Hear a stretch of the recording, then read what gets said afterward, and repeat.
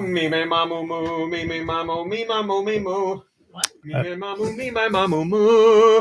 Hit it up. Thank you. I don't know if I like these. Teasing him. Speaking out of key. Damn it. Singing out of key. Damn it. Taking out a C. Damn it. All Sitting on the right. toilet. Let's do this. 3, 2, 1. Go Nintendo podcast. Webisode 865, the Sirfetch'd podcast. MomBrain, will you tell us about Sirfetch'd, please? We're in, this is royalty today. It's not far-fetched. We've evolved into Sirfetch'd. Sirfetch'd. Only far-fetched that have survived. Only far-fetched that have survived many battles can attain this evolution. When this Pokemon's leek withers, like L-E-E-K, I'm assuming like the vegetable. Yes, it holds a vegetable. Yes, A the leek. Sirfetch'd is a far-fetched evolve. You got it. I always Exactly wondered, right. The leek isn't like part of its actual body, though, right? It is not. It But you holds have it with to have it. survived many battles. And they all have one. But They do. Yes, Far-fetched? it's like a. They do. Yes, Far-fetched? it's like a. It's like a. fur-fetched. Like A Padawan getting Far. a lightsaber. Oh, okay. So they just stopped trying naming them, and they were just like, let's just far-fetched. Oh, I think they stopped long ago when they were like, Pokemon that's an ice cream. Yeah, it looks like an ice cream. What does it do? It's cold. MomBrain, please. Ooh, cats. I think it might have been shaken up. When this Pokemon's leek withers, it'll was retire pretty from short. combat. Well, why 2 bother feet fighting? tall, just I know. under 260 pounds and 2 feet tall. My goodness. That's a lot of pounds per square It's a- inch. It's a beefy boy.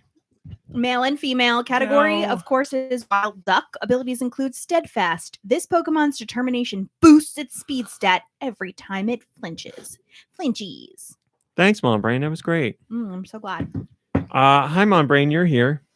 Sure am, but I'm not going to lie. I'd rather be outside. Wow. It's beautiful, and I've got spring fever. Got a window. So I It cracked is a window nice. open. It's not spring yet. It's not that I don't want to be doing the podcast. I just wish we were doing it outside. It feels oh like spring, my though. god. Haven't you heard how bad the outside is? though? Yes, When's thank you, spring? Kirby. I don't know. Not April yet, right? 21st? No, It's like next week or It's- something. Yeah, the equinox is the 20th or the 21st. We're getting there. Still not spring yet. We just had a little snow this week. Tears of the spring. I'm hoping the snow we had was an onion snow. Look at Hailey and Tom's picture. An onion I'm snow? I'm sorry. Can we go back to what an onion snow is? It Makes sounds it like terrible. something I should Aw. know, and I've It's never the heard the very last snow. It's like the last little vestiges of winter. It's like when you think snow's all done, and Is then you that- get one more. That's the onion snow. of. Oh, Is that like the As best onion time snow. to plant the onion? well? Because onions can live through a snow. I think One snow only. I don't know if it actually has anything to do with planting onions, although it might. Cool. I Oh, never knew that's that. it. Okay, I thought you were going to give us more. All right. That's all I needed. I assumed it was some kind of like farmer lingo. I'm sure it is. I Hi, wanna know Kirby. all the Kirby's I farmers. come here. from Oh, a very hey, long line of farmers. George, you ever hear this? Never did. MomBrain, do you think there's a turnip snow? spring. What's it called again? Onion spring? Onion, snow? We got lime snow. Thanks.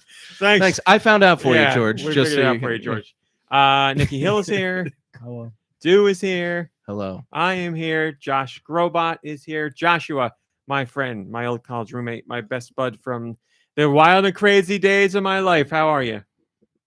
I'm the world's best singer. Mhm. I knew it back then, and I From know the- it now. Farmer's Almanac. Onion snow is a term particular to the state of Pennsylvania, originated by Pennsylvania Dutch culture and language, and refers to a snowfall that occurs after the spring onions have been planted and comes right as they're sprouting. Did this just become a mukbang podcast? What does that mean? You're eating stuff. What are you eating? What are you chowing down on? Just a Larabar. What flavor? It's not just a Larabar. It's terrible mukbang. Peanut butter chocolate chip. Oh, that sounds nice. There was something I was gonna say. It's gonna. There was something I was gonna say. It's gonna. Oh, that's a perfect gift in there, Holly and Tom. Oh, and George, we'll say hello. We've heard from you already. Hopefully, that lime snow happens later this week. Speaking of eating things, I don't really care for this. Kirby is a week late, but he has eaten the jellies that we ate last week, and he's not a fan. Oh, these are from last week. Yes, we had a MomBrain surprise everybody with those last week, and That's why it was so bad. They don't last a week. Nicky Hill I've had enjoyed 3 his. so far. MomBrain, did you like yours? Not really. And Nintendo did not like the texture at all and was scared. So. I will say it's- it's not that I like it. I mean, they're there, and I eat stuff that's in It's front not of me. horrible. Not so bad that you won't eat it. No, it's yeah, just like that I'm they're in still front of me. eating it, even though I'm complaining. There you about go. Hello, Red Souza, and that's a lovely looking sandwich and a nice A&W root beer, MomBrain. Look at that, your favorite. Hello, Nintendo. She hates root beer. Hello, Sneaker Hacks and the I Super thought it was Sanchez. the brand. Damn. Alternate I think is no, A&W is just my in general. favorite, Just in brand general. of root beer. Hi, Barry Bob, Joe Shabadoo, Freddie Fro, Ice Gilbert, whoever else hello, Darmani, whoever else I didn't see or will see soon. Thanks for joining us this weekend. I thought that was somebody's stomach. I did too. First things first, we'll just get this out of the way. We are very sad but we have to say that Lance Reddick is no longer with the world. Unfortunately, he is gone. Yeah, yesterday morning. Yeah, at the age of just 60. Did you see the other bad news? All I heard it was natural natural causes. causes, That's too. all I heard. No, what's the other bad news? Unless it's the I'm- same thing Deux mentioned yesterday. Potentially. I mean, it's a main man. Oh, well, then Yeah. it's gotta be. Oh, Yeah. man. Yes, so much he's, bad news He's this doing week. all right though. The Sam Neill, cancer's we're out of talking his about. body. Hi, Ned Mara, and hi, Pipla Butter. So Sam Neill is alive and recovering. They did some like it was blood cancer, and I guess chemo wasn't working, and then now he's on some special medication, and he says that the cancer's no longer in his body. They got to but they're bring in gonna- BD Wong. They do. If you're listen, he's got the money. He can afford BD Wong. He But the problem is, did mention my BD understanding Wong, is BD Wong is he evil now?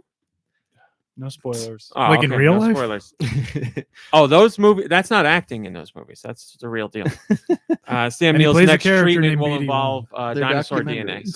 documentaries. Hello, Salmeister Link. Good to see. So yeah, poor Lance Reddick, not with us anymore. He brought us, well, in particular, me, Kirby, and Deux. I will never forget that night where we first saw his "I Wish I Were LeVar Burton." One of the skit. greatest, like, Yes, I watched it again last night. And Eric Andre episodes ever. then Deux sent me a TikTok today of that end Yeah. portion of that segment, and I was like, "Yes, I also got that TikTok." If only every celebrity could have that kind of attitude where it's like, this is ridiculous, it's silly, I'm making fun of myself, but I'm gonna Yes. do it, and it's funny, and it's funnier because of it, kind of thing. Yep. Hi, Backseat Studios and Steve Irwin. And yes, we did change our clocks. We are an hour ahead, so you're not going crazy. It's us who are crazy because our stupid politicians every year are like, this is the last time we're doing it, and it's unanimously supported, and we're going to vote on it. And then we didn't vote on it, so let's do it again. And then we go through this cycle over and over and over again. It's one of the few things it seems like the vast majority of Americans agree on, yet we still can't vote to end this The time problem change. is we can't find an animal to decide it for us. Like we have a groundhog deciding when winter That's ends. true. We don't know what animal to go with for daylight savings. What time. animal should it be? What animals like Like an owl? I maybe don't an know. owl? Yeah, I was thinking that, or a What kind bat, of animal like sleeping in? a or- sloth. The sloth didn't wake up, so we're not changing the clocks. Yeah, I don't know why we can't get our act together. Well, I do know why, but it's just embarrassing because again, so many Americans agree on this. Left, right, center, all of it. We agree and we can't get it done. So it's very frustrating. So yes, you're not crazy. We are an hour ahead. Highland Tom says if the Zysol owl is ever out of a job, he could always tell us the time. Yeah, because he's a terrible mascot for Zysol. So let's give him a real job here that he does twice a year. Or no, he won't even do anymore, right? Unless we never change that we Freddie Fro has an idea. swap the clock. Freddie Fro says, I think George should throw a lime in the air and see which side it lands on. Oh, juice side down is what? Lime time. Lime. It's lime time again, guys. Who knows what's gonna happen? So whatever. Daylight yes. savings line. Anastasia Beaver has an hello daylight savings line. You're right. And Anastasia Beaver hasn't put a little teaser video in there of from Lush, because Lush revealed that they are doing a Super Mario Brothers movie Bath Bomb, and it's a question mark block. They're revealing okay. more details about it this week. But is there going to be something inside the block? They've done that before with their bath bombs. They've put what, like Oh, this little isn't charm- the first time that a bath bomb has done. Oh, a Lush bath bomb. a with Lush something bath bomb it. in general. Oh, I They've got you. had like little notes or charms or petal bombs. There's been things The inside the ball of bath hair bombs to before. clog up the drain. Ball of hair, yeah. Bezoar when you put it in the water, yeah. Smells like Wario. Yeah, Says they got like a Piplup Water. mustache, a Mario mustache in there, but they didn't think it through, so it starts clogging up everybody's. drain. So we'll learn more about that this week. So anyway, yes, we dedicate this show to Lance Reddick and all the laughs and tears and great television and movies that he's brought us over the years. We're sad Yeah. to see him go. What a career. I mean, he ran a gamut of all kinds of content because he was in Lost as serious and The Wire as And serious and Oz. and then he did stuff like Eric Andre and Tim and Eric bedtime stories, and He was in one of those Godzilla movies. he's for done it all, baby. John Wick. For like a few John seconds. Wick, Oh, yeah. that's right. He'll be Is in that- John Wick chapter or That's part right. 4, Is Is whatever that the it's last called. thing he appeared in? It will be one of the last, but I don't know if it's going to be his last. But yep, he'll be in it. Because my girlfriend was like, I hope that Resident Evil movie on Isn't the last isn't the last credit. thing that was on Netflix, right? And it wasn't a movie; it was a TV show. It was That's a what I whole meant. season where he was Yeah. Wesker. She was like, I hope that's not his last project. No, he'll least he at got- least be in John Wick. At least he got to play the best character ever in Resident Evil. Yeah, and I didn't watch the show, but I hear he was by far and away the best part of that show. You know, he kind of was. It kind of was. I mean, not kind of. He definitely was, but that's not saying much. Yeah. His talent speaks greater volumes than that show. He did a lot of voice work too for Horizon and Destiny. Greater volumes than that show.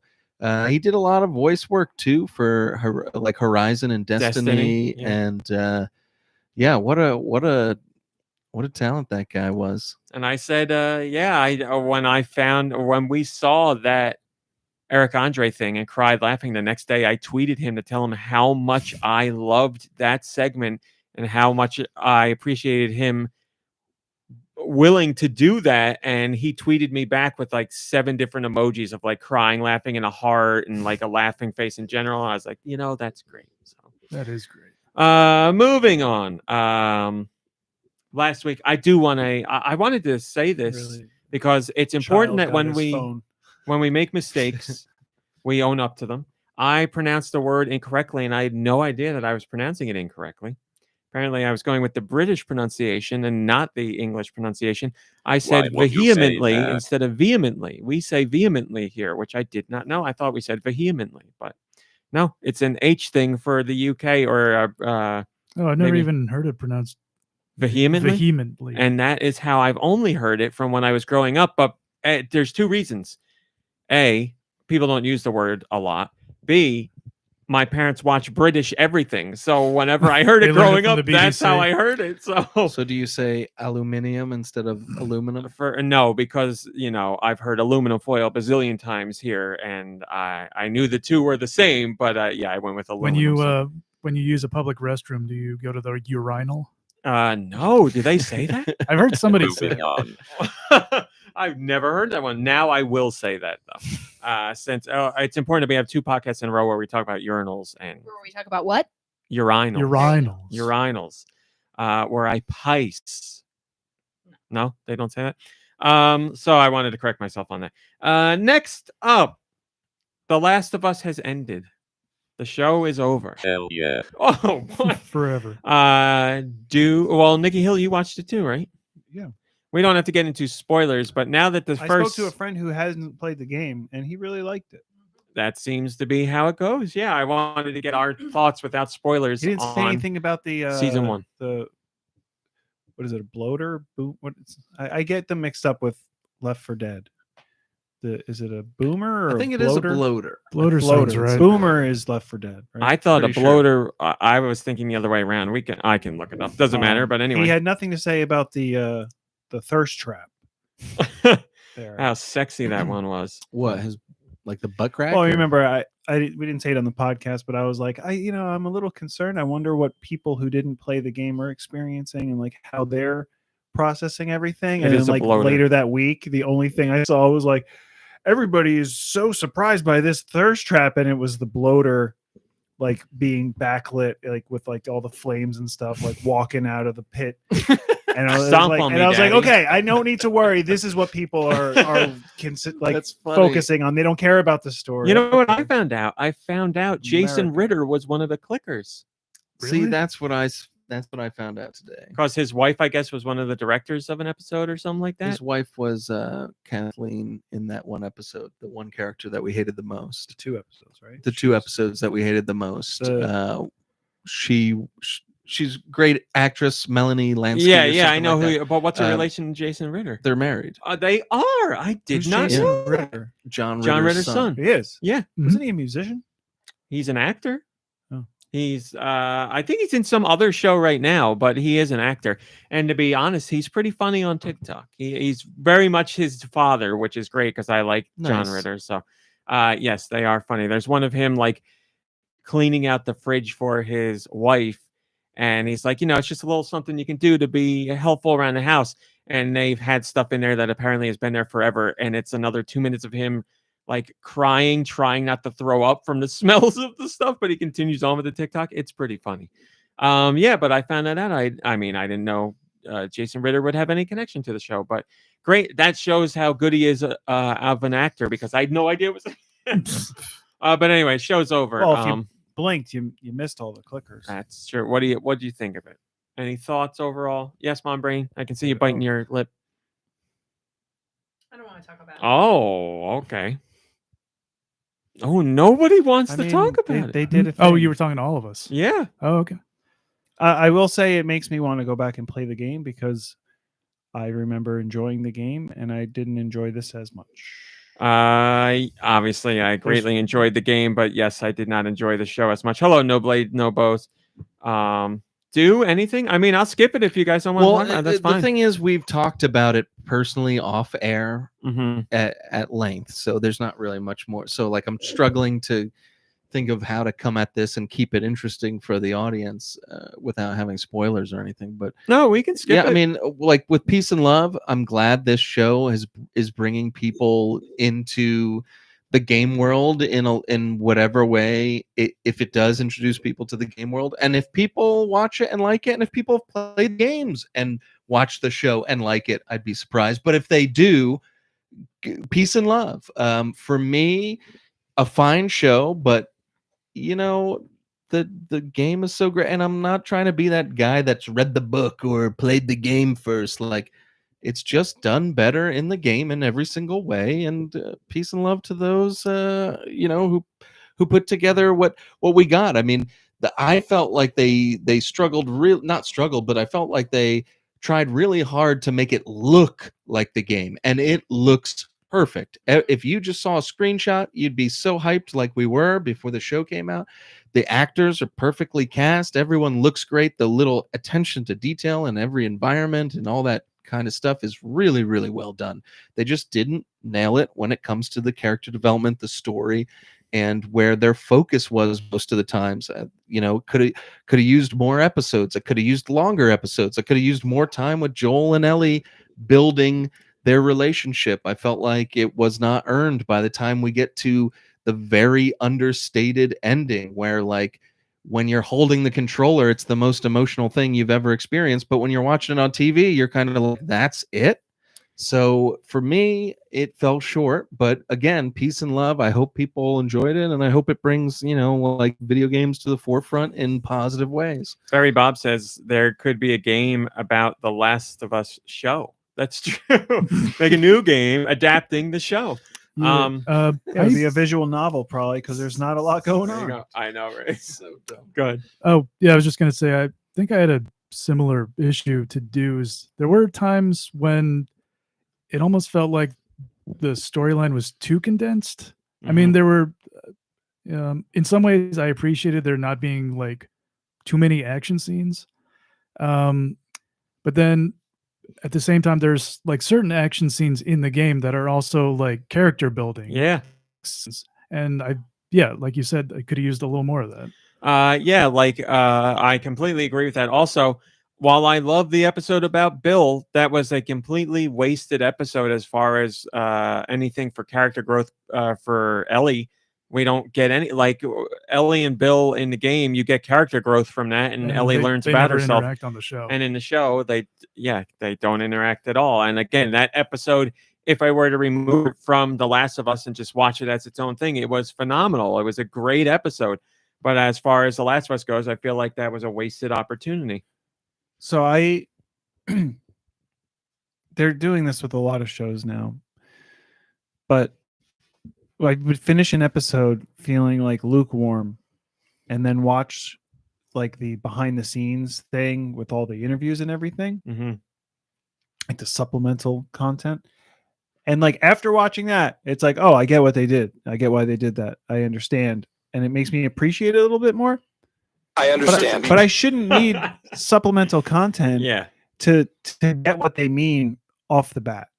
I should be able to watch it and understand what they're trying to get at, or at least see that they're getting at something, rather than just feeling like off about it. I don't know. Yeah, I watched every one of those behind the scenes things, but early on I knew they were going to make me mad because Neil Druckmann was like, we decided that we're only going to change something in the show when we can make it better than what's in the game. And I was like, well, I saw none of that, so I don't know what you're talking about. Barry Bob says, as an example, just to drive the point home, the Street Fighter movies games movie mode doesn't have the same story and music as the movies. So that's what you could do in a game adaptation of the show that adapted the game. So there's plenty of room to work with there. I totally get it.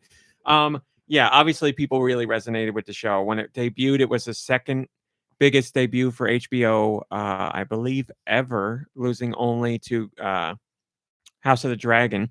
But by the end of the final episode, it had seen viewership grow 75%, and the series finale was the most watched, or the season finale was the most watched one, with 8.2 million people. So it's a phenomenon. It's got to be the most popular thing on TV right now, outside of, like a Super Bowl or Oscars or anything like that. As far as traditional shows go, it's got to be the most watched show right now. I can't think of anything that even comes close to those numbers. Usually what's on in prime time is like 4 to 5 million or something like that. So I wonder what caused, because there's a lot of gamers that were excited for it, but like, and then I guess Pedro Pascal is like the hot daddy right now, so like I think a lot of people were. I think The Last of Us sealed the deal for the hot daddy. Yeah, I think so. Yeah, you think people watched it before even realizing how much they liked him? I think so. I think it really catapulted him. Yeah, like he's been like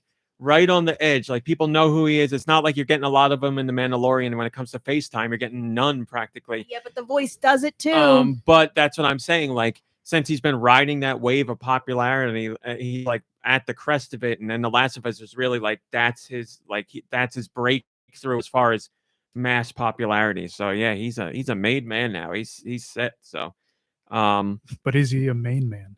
Not a main man for me, but I do like him a lot. Oh yeah, that's right. I forgot. Way too Could popular. have been a main man a year ago. Yeah. Maybe he could be a main man in the future. You never know. Maybe his career will fall apart, but I doubt it. So yeah, just as Deux said, while it may not be for us, we appreciate that it's bringing in an audience that hasn't played the game, and it's wooing some of those people to play the game, and it's also an eye-opening experience for people who have no idea what video games are like and still think of them as like Pac-Man or Donkey Kong as like the original arcade titles. And I'm not saying that as a knock. It's just that obviously we can all agree video games have advanced in numerous ways since then. So yeah, it's a real eye-opener. 10 episodes, was it? 9 or 9 10 episodes, I think. So and it's almost 9 hours. And the last episode was like 45 minutes too. Yeah, there's a few episodes that are only 45 minutes, right? I'll admit, like, I don't know how to adjust it to make us happy. Make it a little longer. Do what the game does. Yeah, but you can't. Why can't you can only do that to a certain extent because there's I'm not expecting them to do every hour of the game, like, but holding that controller, you are connected to that. That's the other thing. Like, and even if they did a shot for shot remake, how much does playing it affect the feeling of it because it affects does a you lot. psychologically a Yeah. lot I because was you're saying going that to through do, it. yeah. But like, I asked logically a Yeah. lot I because was you're saying going that to through do, it. yeah. But like, I asked my friend how he felt with the episodes because I told him like I felt like it was almost like vignettes. It was very disjointed because you just every episode you pick up like a month down the road and it's just like just hopping along. You pop into an episode and there's this kind of villain character and then we wipe him out. Spoiler alert.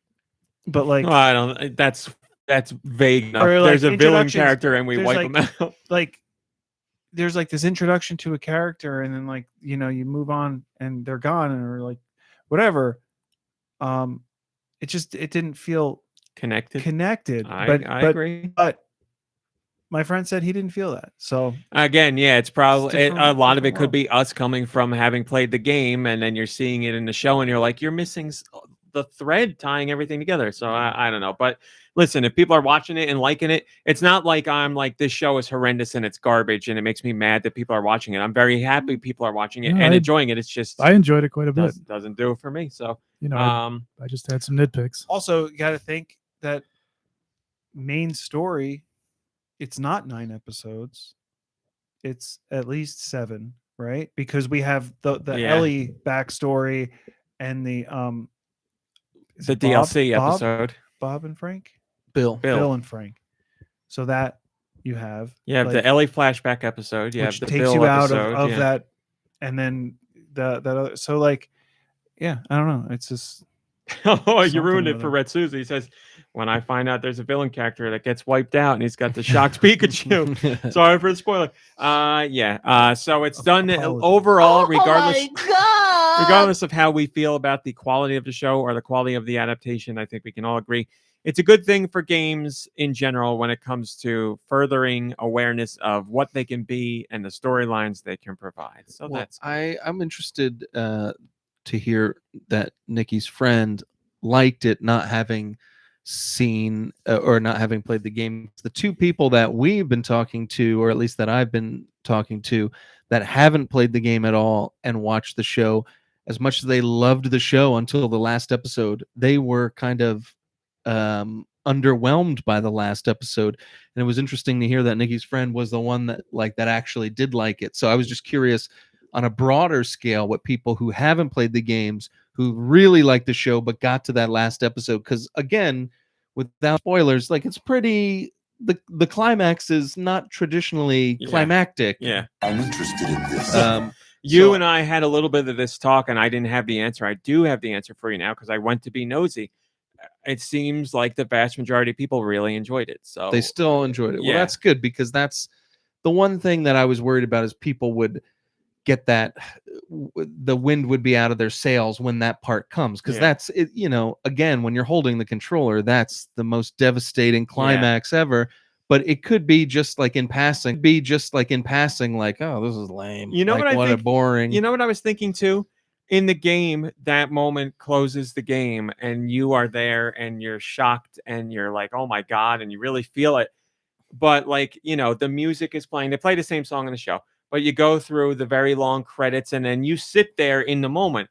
On TV, that moment happens. You see the credits for the show, and then it's like, "Here's the behind the scenes." Okay, here's the next show. So you don't even get Oh, yeah. the same Well, that's kind a of problem with experience. streaming Yeah, shows. it's like, Not well, to that's going to happen, mention- on TV in general. not just, to mention, I don't know when we kind of knew about like a sequel to the game, but it's like that end, and there's nothing for us. for and- 7 years and- or for 5 years, we and- were like, are we going to get to see? And so for the series, that ends, and people are just like, "Oh, I can't wait till next season." Like, you're Yeah. not left with that like emptiness. You're Yeah. left with, "Oh, this is going to happen That's again. very We're true. going to There's be more. right back Yeah, into there's it." more. and That's we a know very good there's more. point. That's a very good point. Yeah, that's man, that really seals the deal for me. Yeah, that's great. You're right. They just like, okay, next season we're gonna see what happens. Where Yeah. us, we were like, is there gonna be a sequel? Is this And they the were is this saying- the Last of Us? And they were saying that they didn't have a sequel planned, right? Like, No, they said they didn't officially say we're doing a sequel, but they were like, we'll never go beyond the games. So they said if we continue on, it'll just be the second game and that's it. So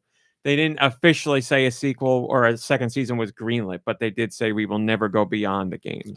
So. sorry, I meant after the game, after Oh. the first game.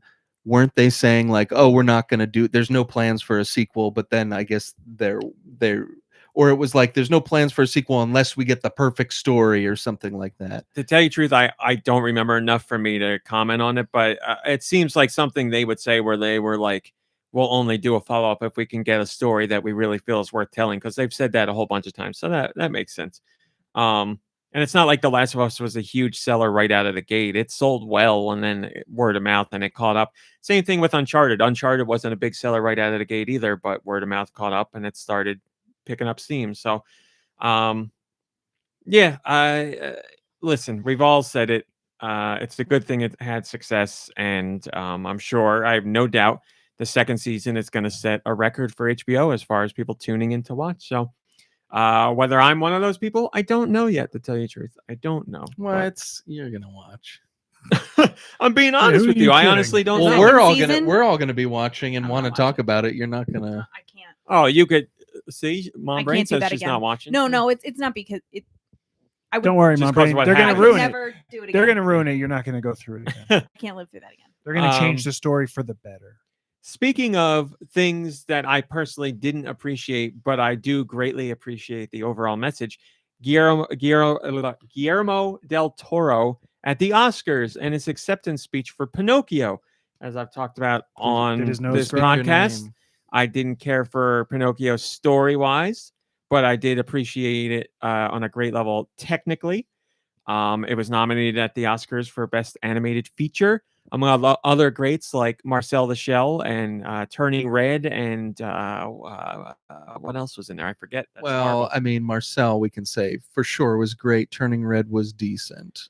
I haven't think watched it. I think Turning Red is great, but I think When are they Marcel is the gonna better movie. Start nominating hentai for that. Or is Gotta that, put is out that hentai, short? You got to put out hentai movies, yeah. Or that so? I mean, woo! So we can at least do short form, like. But it's a Short short films. film. There's no short film hentais coming out recently. It's all a series. So I have to be an Emmy. But anyway, A Guillermo. series. How long does it take these people to masturbate? Guillermo, they're masturbating a lot as they're making it, so it slows down production.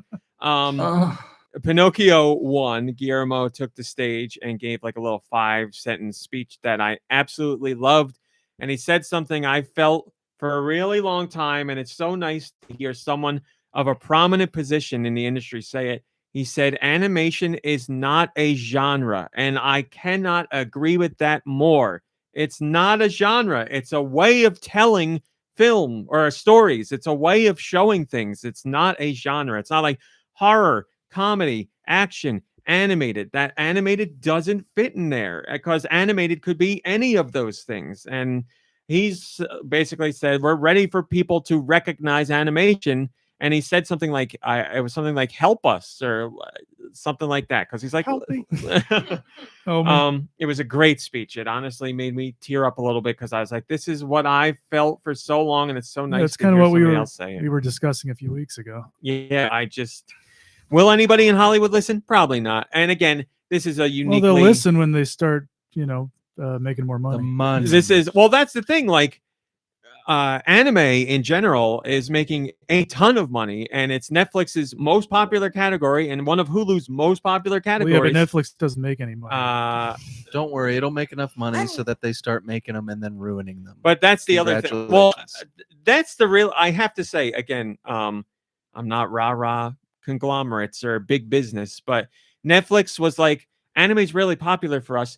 We're gonna put money out there to anime studios to just have them make what they want. They have no input on creative, probably because they're like, I don't know what this stuff's about. But they were like, here's the money, do your projects that you want to do. And for the last 5 years, that's what they've been doing. And I really appreciate that they're hands off other than the money. They're like, do whatever it is you got in mind and we'll air it. And we'll cancel you when the show is popular, but we realize that it was too expensive. We'll cancel it before the second season. I can't think of any anime on Netflix that they've greenlit that's been canceled. Well, okay, anime, congratulations. But there's a lot of shows that were like actually critically acclaimed that they canceled because they were too expensive. And then they found I do know bullcrap. Netflix cancels stuff pretty often because they say the metrics aren't there and the viewership doesn't warrant the cost. I'll of give the them a show, metric. So, is there a show they I have canceled that you're spoken. extra upset about? Yeah, the Dark Crystal show was actually really good, and it was like critically acclaimed, and it was popular, It was and I guess it was fantastic. like I couldn't believe how good it was. And as viewership, far as unfortunately, fantasy, was really low. I think it's like my favorite fantasy story. Hey, you're singing. I mean, this is the same kind of thing I've felt for decades.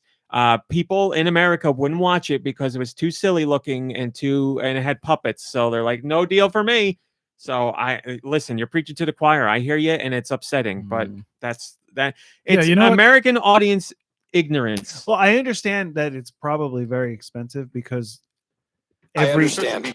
they like every detail was worked out and like created and everything for that, and maybe it's a lot more expensive to fabricate those things than we know. But like that was, yeah, for Netflix to back that and then just like cut it. Listen, I'm sure it was pricey, but it's not as pricey as like bringing in Gal Gadot and The Rock for a movie. Well, it had some big names in it, but it like had you a lot of big names, but A lot more than everything the is original movie. Yeah. like I'm sure there was a lot that was animated, like computer generated, but there was a lot in there that was practical. I'm not saying it wasn't and expensive. any, I'm just you saying know, it's not one of their big And the way whatever. they're doing movies these days and TV series is they're just bringing them into a giant blue room and they're just filling in the Hey, gaps. Netflix, So- I got an idea to save money on costly shows like The Dark Crystal. How about not hiring big name voice actors and get traditional voice actors? Wouldn't that be crazy? That'd save you multiple millions of dollars. You could do that. Yeah, but then we lose out on Chris Pratt. He's so versatile. He is He very can- versatile. he He can could be play a the Lego. everyday guy. He could be your average Joe. He could be the blue collar guy. Yeah, he's a real blue collar. Yeah, Be the I average feel the pain. blue collar Worker guy. guy. It could be the next door neighbor type. He plays them all. Yeah, I get the frustration. It's very annoying, but it's an American audience thing. A lot of American audiences think of animation for children and puppets for children. Yeah, we need and- Guillermo del Toro to give a speech about how puppetry isn't a genre. Yeah, Well, I mean, either. come he's on. had movies with plenty of puppetry. I mean, he's worked with Jim Henson Studios before too, so he's I'm sure he agrees with that. Just He when knows- Pinocchio went up there, Yeah, or he knows won, the puppetry hill is gonna get him killed faster We than got- the animation We hill. got to work on animation first before we could go to puppetry. Yeah, Puppetry so. hill. Why aren't there more ventriloquists? More Jack Dunham. Mrs. Columbo taught us that Oh, yes. the ventriloquist situation. It Now could we go know back why quickly. they're- yeah. Yeah, it's true. That's true. So yeah, I They're all was nuts. I was really moved by his speech and really happy to hear that kind of stuff because I'm gonna say it's more of an older generation audience thing in America than younger generation. And by younger, I mean like 20s, 30s, and obviously under. But the older generation looks at animation as something that only children watch. And obviously, if animation doesn't stand a chance, puppets certainly. But the don't, so. Oscars, I mean, if you look at what was nominated or some of the things that have been nominated, they don't. It's not like, oh, this is the kids movie category. It's animated films, animated motion pictures. Yeah, and what is it? All kids stuff. No, I mean Marcel the Shell is not. That's. I mean, it's true. PG. It's family. Yes, that's true. but it is not a kids. But it's a story. It's good but for it's a kid- it's kids can go see it. Yeah. Yeah. Yeah, it's just traditionally looked at as a childish medium and a conveyance method for children, which is so aggravating me. But again, that's why I liked what Guillermo had to say. So I don't know. Baby steps. That's what's happening. So yeah, I know lots of people are upset about Netflix canceling things that they like and are to some degree popular. Unfortunately, The Dark Crystal was not one of the ones that was very popular.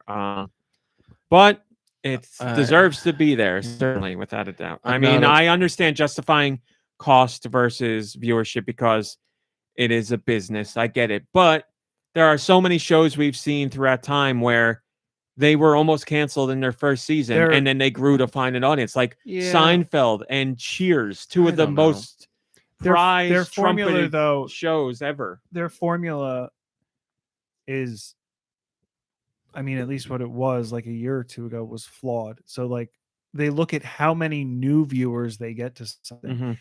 So if something has, 8 million viewers, but then like season 2, they only gain 1 million. Yeah. They're not counting that as 9 million viewers. They're only counting it as the one or something like Yeah. that. Like it's this weird algorithm that they created for it, and it basically, when you look at the numbers, everything is failing, so they just start cutting It just everything. Well, they feels want continued growth, and I mean, like I guess whatever they saw for the Dark Crystal just dwindled to a point by the end of the season that they were like, no season 2 for this. It just doesn't feel like there's a human behind the Yeah. decisions. Like I feel like if you put the CEO in a room with the Dark Crystal show and 5 other junk shows that could add up to the budget of this, and he watched it, you'd be like, wow, this show's actually good. What is this crap we're putting out? Like we don't need these 5 like gone by the way. Like, who are watching? There's a lot of content on Netflix. Who's watching all that crap? But that's the thing, like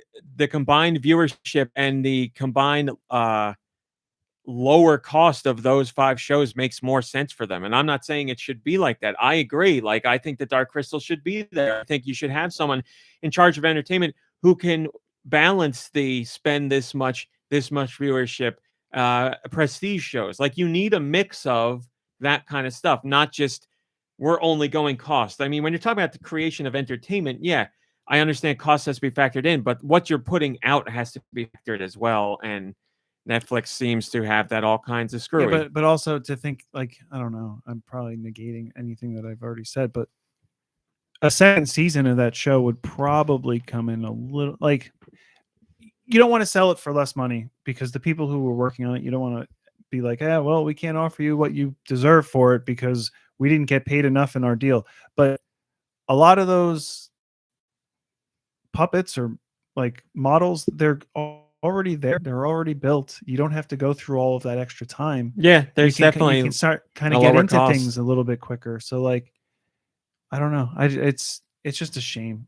They didn't get the numbers they wanted, and it was killed. That's it. And there's no way in hell another network's picking that up. You don't. But got any it's chance. happening all over the place with a lot of these companies. Like the fact that Discovery Plus bought Warner Brothers and HBO Max. Like, And it's did you insane hear to that me. they said they thought the reason why HBO Max wasn't doing well was because of the name HBO? And I was like, what? Yeah. That would be the. But that's- again, Sure, why not? that's the thing. Those Intimidating people or like deterring people from watching it. those Discovery shows are killing it, and they're not anywhere near as expensive as anything on HBO. So, coupon clippers and My 700-Pound Life and MILF Manor and all that. It Listen, says quite a lot about I it. don't think it shouldn't exist. It can exist. That's fine. But when those That shows is are not bringing in a correct. lot of viewers and the other things are way more expensive and not even matching anywhere near that viewership, then that's what happens. I don't know what to say. You give the people what they're watching. I don't know. But it's almost like, Yep. The mentality of like, I can't even come up with an analogy, but like they're moving into somebody else's house and they're just cutting everything. Like, oh, I don't use Yeah. this. I don't need this. Get rid of it. Oh, I don't, you know what I mean? Like They know what's like working for them. like and- a step parent comes in and it's like, well, yeah. I don't use this chair. Get rid of it. And it's like everyone's like, oh, that's our favorite chair. It's like, not my favorite chair. Yeah. Get rid of it. Yeah. Like, That's like the guy that used to work at Fox. When that one guy took over at Fox, he didn't like animation. So Futurama was gone. He's the one that canceled King of the Hill. Like he shifted He around. canceled Family Guy too, He right? canceled Family Guy. Yeah, like he just didn't like animation, so that was the end of it. And obviously those were all mistakes because Futurama has come back multiple times. Family Guy is still on TV now, new, and King of the Hill is coming back. So King of the Hill, very excited to see return. But anyway, yeah. That's enough on that. Numbers. You're right. Solid master line. Now, finally, I have one more thing to get to before news, and it's really important. Finally. Somebody went on GoNintendo To the bathroom and Yeah. left a comment, So and was it's bathroom. life changing.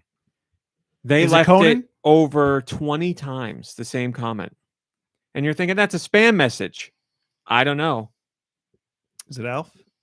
It's not Alf. And it's not Conan. It's not Conan. Their name is VampireLord. And I will read you their comment. It is a long one, but I guarantee it's life-changing. Being a vampire has certain limitations, but it can also be a ton of fun. Your Sounds like a Mad Libs already, your doesn't it? extra, yeah, right. Your extra strengths and abilities can make you successful in almost every endeavor you participate in, and before you know it, the money and acquaintances will come streaming in. You can build wealth and gain prestige and notoriety, and attempt things you may have never even considered as a human. One thing you will definitely have more of is time. Beef up on your education and learn all you ever wanted to. Traveling the world to see things most people only ever see on TV is going to be especially fun. If you turn to share your life with one of us, let us show you the wonders of the world. Oh, man. Perfect. Learn new languages, go skydiving or scuba dive with sharks, and visit the African safari. You no longer need to be scared of nature or wildlife. You all have become the world's strongest predator. Dark Metamorphosis! Have fun with it and your life as a vampire, as it can be more fulfilling than you have ever dreamed. Explore, experiment, experience, and get excited. There's a big world out there with lots to see and do. As a vampire, you can do it all, if willing and ever ready to be a full-blooded vampire with powers and mighty great skills. Then this is the opportunity for you to get transformed into a vampire. Contact the mighty Hindu priest. And also, he is a vampire lord. What it says. Find him on his email and lay your request, heart wishes to him. For $1. For $1. You're doing so good. Trust me, you will find him. And it provides the email for safety purposes. I will not give out the email. It's fun. Also, it's a Gmail account. Yeah, right. Like most vampires I've known throughout my life try to like keep it quiet, like they don't want to draw attention to themselves. No, I guess vampire numbers are dwindling, so this guy's out there to trumpet how good it can be to be a vampire. So also, I've never one thing this email got me thinking about, or this message got me thinking about, is why someone would become a vampire. I never ever would have said the reason would be because you're scared of nature and wildlife. That like I would never be like, I'm so scared of nature and wildlife. Sure, if only I were a vampire, this wouldn't be a problem. Yeah. Now see, and then you could travel everywhere and not worry about any of the animals you'll come across. Look, it sounds great. After the show, I'm gonna have to get this email from you. Red Susan says, Dan, this vampire is really convincing. Share my life with a big titty goth vampire GF. Well, it didn't say that, but you got to talk to the Hindu high priest vampire. Salmaster Link says this is viral marketing for the new Nicolas Cage vampire film. Could be, who knows? Which is like the biggest rip of What We Do in the Shadows. You're dead, you're dead, you're dead. It's a great song. You're dead. It is. Yeah, it's a great theme song. Yeah, it's a great song. So there you go, guys. If you want to know more information, contact me and I will share the email address with you. Risk it at your own peril. Are you a vampire? Play me the news jingle, please. No more discussion. I just really love the thought of I'm up all night. Of you brokering people's conversations with a vampire. Like, contact me. This is like multi-level marketing. I'm the go-between. I'm not a vampire. Drinking blood with what's your cut? How much you get out of this? Yeah. Blood. Is there anything you want to tell us, Rami? No, I'm good. And once we get into it, like, is it our responsibility to bring other people in? Listen, I go walks every day in the sun. I'm not a vampire unless I'm like one like what's his name? Edward Cullen. Right? Edward Cullen. Right? He can go out in the sun. Well, they can all go out in the sun, but they sparkle. Yeah, but you can go out in the sun. Yeah, but they live in Forks, so it's not sunny very often, so they don't get. They live in what? Forks, Washington. Oh, that's the name of the town? Oh, okay. I don't know what the hell you were. I don't know. It's like some Twilight vampire terminology. I don't know about. I need the music jingle, please. Thank you. Also, thank you again to all of you lovely people for spreading the good word on that Google Trends. Which Mario character does your state love? It reached just under 4 million views, I think. And tons of discussion on that. And I can't tell you how many companies have reached out to do advertising now, because now they found out about our social media and the site in general. I had someone contact T27 Duck today on Discord, of all places, to be like, I need to talk to the on the site. We have ads. Would you like to join me? So thank you for that. Moving on to our first top story. Doug Bowser, Nintendo's most boring man, says he did an interview with the Associated Press where they talked about a whole bunch of things. But the Associated Press was like, hey, what about that Switch successor? You ready to talk about it, Doug? And I bet you know Doug's answer. He says, quote, as we enter the 7th year of the Switch, sales are still strong. I think we still have a very, very strong lineup coming. As Mr. Furukawa, our president, said, we're entering uncharted territory with the platform. It's exciting to see that demand is still there. So nothing to announce on any future console or device, but we are still feeling very bullish about Switch. I'm careful about what I personally would like to see in a new Switch. Or what I can share is that one of the reasons, even going into the 7th year, we feel very confident that the Switch can have performance over the next few years, is that it is still truly a unique device that you can play in a variety of ways, at home or on the go. One of the things we look at always is that I should be careful about what I personally would like to see in a new Switch. because he doesn't want to say anything because people are going to be like, the Switch is going to have, I don't know. He's whatever trying to he be wants. relatable as if he's ever touched a video game controller. He has no idea what a video game is. He has I no play clue on what the he's Nintendo doing. Switch device all the time Yeah, and play my favorite Marios and Zelda games. And he just gave away that the Switch is going to be around for 2 to 3 more years. Like, that doesn't, that's obviously a lie. I so. said in the feature, I don't think that's going to obviously a lie. I mean, 2 years, definitely. 2 to 3 years. So Yeah. 3 years. I could see that, yeah. Well, yeah, when the new system comes out, they're going to keep supporting Switch for Yeah. a bit. They always do that. But yeah, I mean, I think it'll be roughly 2 years before we get actual new hardware out there on the market. I could see 2 years of the Switch that working out for them. Yeah. How old are we're the in other it. systems? Huh? This is How- Nintendo's longest running No, but like how long has it been? 6 years, Well, we have the PS5, right? 2 years. Oh, okay. Yeah, I this mean, is those are Nintendo's next gen. like I don't want to say And the longest Switch running. isn't 'cause even that's last not it. gen. It's like last gen. Isn't It was last gen the day it came out. Yeah. It's this platform they've supported as their main platform longer than any other system. So you name it, But this has gone that's longer. also well, that's it's- not I true. mean, it's Game also Boy, I think, went longer. kind of like a handheld and a console, and like Mhm. they were usually splitting it, right? Whereas like a home console and then the handheld and then the Yes. home console. So that's the interesting thing. They made that move, and it paid off. But that also removes the safety net because when the Wii U wasn't popular, the 3DS was, and they were making money there. Now, if you go again and stay just one piece of hardware and that fails, then they're going to be in a rougher position than when they were with the Wii U and the 3DS. I was on YouTube I've heard of it.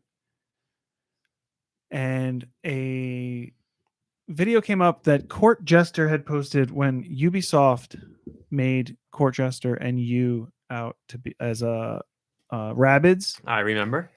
And I was watching how, because I remember like there was like the little thing. It's not a mini game, but it was like a little experience where like Inside the remote. yeah, you had the little rabbit in the remote, and you would press the buttons, and the things would move and Yeah. everything. And it just started me thinking, like, man, like that was a controller that you can control an entire game with one hand. Like Mm-hmm. everything you needed was right there. And I just remember being like, it reminded me immediately of the feeling that we had because we had conversations about it back then. It was like, this is real. Like, this is amazing. Yeah. That this is all we need. We can turn it this way. We can hold it that way. I mean, And it you just can took do me that back with to a that. Joy-Con, obviously, but a lot of companies It's just- aren't doing it. But it's different too. And Yeah. that brings me to the other idea that like the thought that I have often, not often, but I have it. How the DS, the Wii, even and now the Switch, there are elements that can be used and they are not used. I mean, even Nintendo doesn't really use them to their full extent. Like they use them for some things and then they just kind of pass on them. And like, yeah, I agree. and that's when they're looked at as gimmicks that were only utilized like one or two times. But like all of those systems have so much more value to them than what they're being used for. Yeah, like with the Switch Joy-Con and the IR camera. Certainly used in 1-2 Switch and certainly used in Nintendo Labo. It's used in every Nintendo Labo thing. But and it's used in names escaping me, but it's used, but not. They could be using it more, certainly. Well, and it kills me that we don't have like a microphone, not a microphone, but a speaker like in our controllers. I do anymore. miss that. I guess they feel they don't need that because you're I mean, playing can't portable. fit it So necessarily in well, there. there's speakers on here. Not in the controllers. Not, I mean, but if you're playing handheld, that's my way of them. That's my way, I believe, of them thinking we don't need to put speakers in a controller because the controllers are connected to the device in handheld. So. But like I just even using the Pro controller, I feel like I could, I'm sitting here across the room from the TV, and just to have like a sound come from I right in agree. front of I'm all me. about it. The PS5's got one. Are they using it for anything? No, not really. Like I remember No More Heroes when that came out, and you got phone calls on your Wii remote, and you put it up to your ear. The speaker sounded like it was a Hallmark greeting card speaker, but that didn't matter. It was just cool to be like, this is a cool little idea. Do they use it in like Skyward Sword or something for like? I'm pretty sure they use the speaker almost in everything to make some kind of Yeah. noise or something, but I don't remember if there was They like a definitely specific used mechanic. it in Twilight Princess. Yes, I remember that. I just like that stuff, but they do use the Joy-Con to play HD Rumble jingles to do some songs in some games, which is pretty cool. It's a little Easter egg that they do. Nintendo does anyway, but Why is it always got to be Easter eggs? Let's make it a feature that you use for stuff. Come on. you could, I mean, 1-2 Switch did, but that was at launch. So yes, I agree. Currybo says a standard non-answer, but the answer you'd expect. Been saying for a while that I would expect new hardware in 2024. Seems possible, yeah. Also, Doug Bowser. I should be careful about what I want. Really, what he wants is just to be bought out by Microsoft. No, you are not a Nintendo president of any region and think that they would not hire you. Well, they obviously he's not going to tell them that, but no, you would listen. They're going to Bowser bet is you. his real last name. First things first. He So he doesn't has even his have last the power name to is- do any of that stuff, so that would never His happen. last name is Gates. Nintendo would not ever hire anyone that would want anything even near that. Like that goes. but how would against they know? Nintendo DNA so much so. Yeah, how do you know he's not He like a could double agent? Yeah, he could totally be. On the Well, inside. okay, yes, then he could be there. It's true, in a position where he would never be anyone to make that deal or offer that idea or thought. So I don't know why he would be a sleeper agent there doing it. How but- long? Because he's Sure. also a vampire lord. Oh my God! There you it's go. him. That we got to the bottom of it. It's him. How long? And he's working with the He's lizard an energy people. vampire. Yes, for sure. How long has he been the president? A couple of years, we I don't know? know, but he's Has been it at only been- Nintendo before that. Has it only been like 2 years though that he's been top of the comp of the walk? I don't think it. Yeah, I don't know. He's I been can around take a for look. longer, right? He's been around at Nintendo for much No, longer. as the I'm just as the curious, like president of Nintendo when did he America? take over? Why did they choose him? It's Did they whenever Reggie meet him left. before they picked him? And did they hear him speak before they No, chose He He's him? just assumed had- Reggie's office in April 15th, 2019. Man, he's still doing it 4 years. So yeah, very low profile on the old social media. Yeah, but like I said, he was at Nintendo before that. So, but yeah, again, Nintendo of America is not making the shots for selling the business to anybody. That's Japan, and they would never, ever do that because Ever. that is Nintendo has said in the past.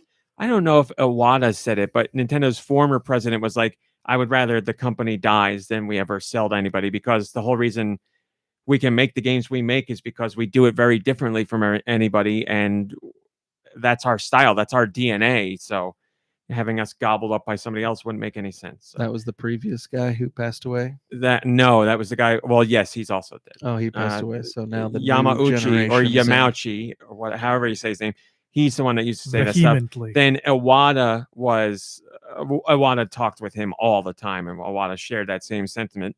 Then Iwata passed away, and then we had the interim guy, and now we have They have to Furukawa. stop sharing this sentiment because every time they do, they pass away. It's cursed. Well, I mean, that first president, not first, but that first president we're talking about, he lived a long life. He was like 80 or 90 something. So Shouldn't have said it. he was up there.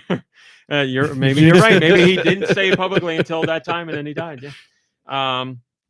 Doug Bowser also talked about Tears of the Kingdom being $70, and he says, "Yeah, it's 70." He goes, "Quote: We look at what the game has to offer. I think fans will find this an incredibly full, deeply immersive experience. The price point reflects the type of experience that fans can expect when it comes to playing this particular game.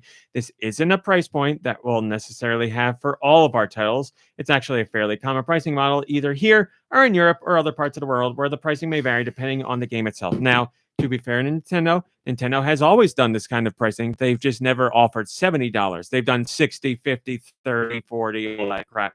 But now we're getting our first 70, but there will be 60 and 50 and 40 and 30. I mean, Nintendo's done it forever. It's just now we have 70 as well, which, people aren't happy about. But I do remember paying $90 for Super Nintendo games back in the day. So, Wow. Super Nintendo games ranged wildly. Genesis too. I remember Ridiculous. I remember thinking like 70 was too much at the time. Yeah, I remember Holy Turtles in cow. Time being $80 when it came out. Where did you? Was this at like Toys R Us? This was everywhere. This was this was Babbage's and Electronics Boutique and Wow. Toys R Us. Maybe- Yeah, you couldn't get it when it first came I out. You couldn't remember get it being any that cheaper than $80. Yeah, I mean, I'm sure you could look up a flyer right now and see all the insane prices for Super Nintendo Genesis games back in the day. SNES. What'd you say? No. I was gonna say Nah. maybe that's why I had the Genesis. My parents didn't want to shell out the money for SNES. No, it wasn't a Super Nintendo thing. It was a cartridge game thing. Like they SNES were was $10 more expensive, I think. I mean, I bought Genesis games. I remember. Yeah, look at this. Earthworm Jim System 2, itself. $90. That's crazy. Mortal Kombat, Doom, $95. Oh, that's Canadian numbers, so it doesn't count, but it'd still be $80 and $85. I could do more. I'm sure somebody could post something in the chat, but yeah, they were expensive back then. And then when we started getting disc games, they were like, "Oh, this is a lot cheaper, so we don't have to do that." But slowly but surely, we got back there. Kirby says, if Tears of the Kingdom offers the same hours of gameplay Breath of the Wild gave me, then it'll be one of the cheapest games per hour. Plus, Breath of the Wild was 70 euros in Europe, as is Tears of the Kingdom. So for many there's no price increase. There you go. Great point. Just so Doug Bowser did not lie. He says this is how it is in Europe and other regions. So there you go. He's telling the truth. For as boring as he is, he told the truth. Do you think their new system's just going to be like more compact and like more I got no idea what it's easier going to to do. travel? Because like, where do they go from there? That Where does Nintendo go? like Do they do something to go completely back different? to go back to like a wired console? Yeah, you might get the power out of it, but like it takes away so much from what they've accomplished. I And don't you know. you can see the last few generations how they got here. And I mean back then I didn't see how they would get here, but now that they're here, I see how they got here. I live here. I live here. Grew up I grew up here. Yeah, I don't know what they're going to do. That's the Otherwise, question. like that's what I mean. Like, are they just going to go down to like oh man, I don't know. Will they go to a traditional console as the Wii and the Wii U were, Or are they going to go or will they stay more handheld? portable, but still What's more portable though? Just smaller? because technology has gotten better and that they can get more power out of something that's smaller. But do you want a smaller device? Just that it's so that it's more portable, but then it still has the power to connect to your television. You know what I mean? But right now, the Now you're screen playing with is power. perfect for I- portability. You know, like I'd hate to play Breath of the Wild on a smaller screen than this on a plane or something. Yeah, I don't know that they'd go Yeah, but- smaller screen than the original But like, Switch. what if you had this as your option, and then this could plug into something that's that size? Yeah, but I don't think people would want a screen that small. I mean, cell phone games are still raking in the big bucks, you know? They are, but people who are traditionally playing those games aren't the same that are on Switch or Xbox or PlayStation. It's a different audience. There's a little crossover, obviously, but they could offer multiple when versions of Fortnite it. was first coming out, people were playing Fortnite on their phones, They still are, yeah. and along with everyone at I guess is that still cross-platform, and you can play on your phone with somebody who's playing on like the Xbox Series I X. believe on Android you can. Maybe I'm wrong, but yeah, I think so. Yeah, I don't know what they're gonna do, and I'm sure that's been a question that has plagued Nintendo since they put the Switch out. Because a year after the Switch, they're like, "Uh-oh, this thing is really popular. So what are we gonna?" They always worry about their follow-up, but when you have a major hit, you become more worried about the follow up. You know, when the Wii U flopped, they're like, okay, well, we can do whatever we want, and we can go as hard as we want, and just an idea we really believe in. But now, when you found something that's a success, you're like, do we do something completely different again? Do we take this idea and refine it? I don't know. But the Wii U flopped because it was more a peripheral to the Wii. The Wii U flopped a million different reasons. But People didn't know what it again, was. You can see that there was a progression in their Oh, thought yeah. process. That's one And of the reasons why. they didn't have the means to get to here, With so that. they went to that. I mean, Nintendo will say that. They said the Wii U played a very important step in getting to the Switch. They will certainly admit that. They are not, they don't say that this Wii U wasn't a flop. They know the Wii U didn't do well, but the Wii U served its purpose. And I always, that's one of the things I appreciate about Nintendo.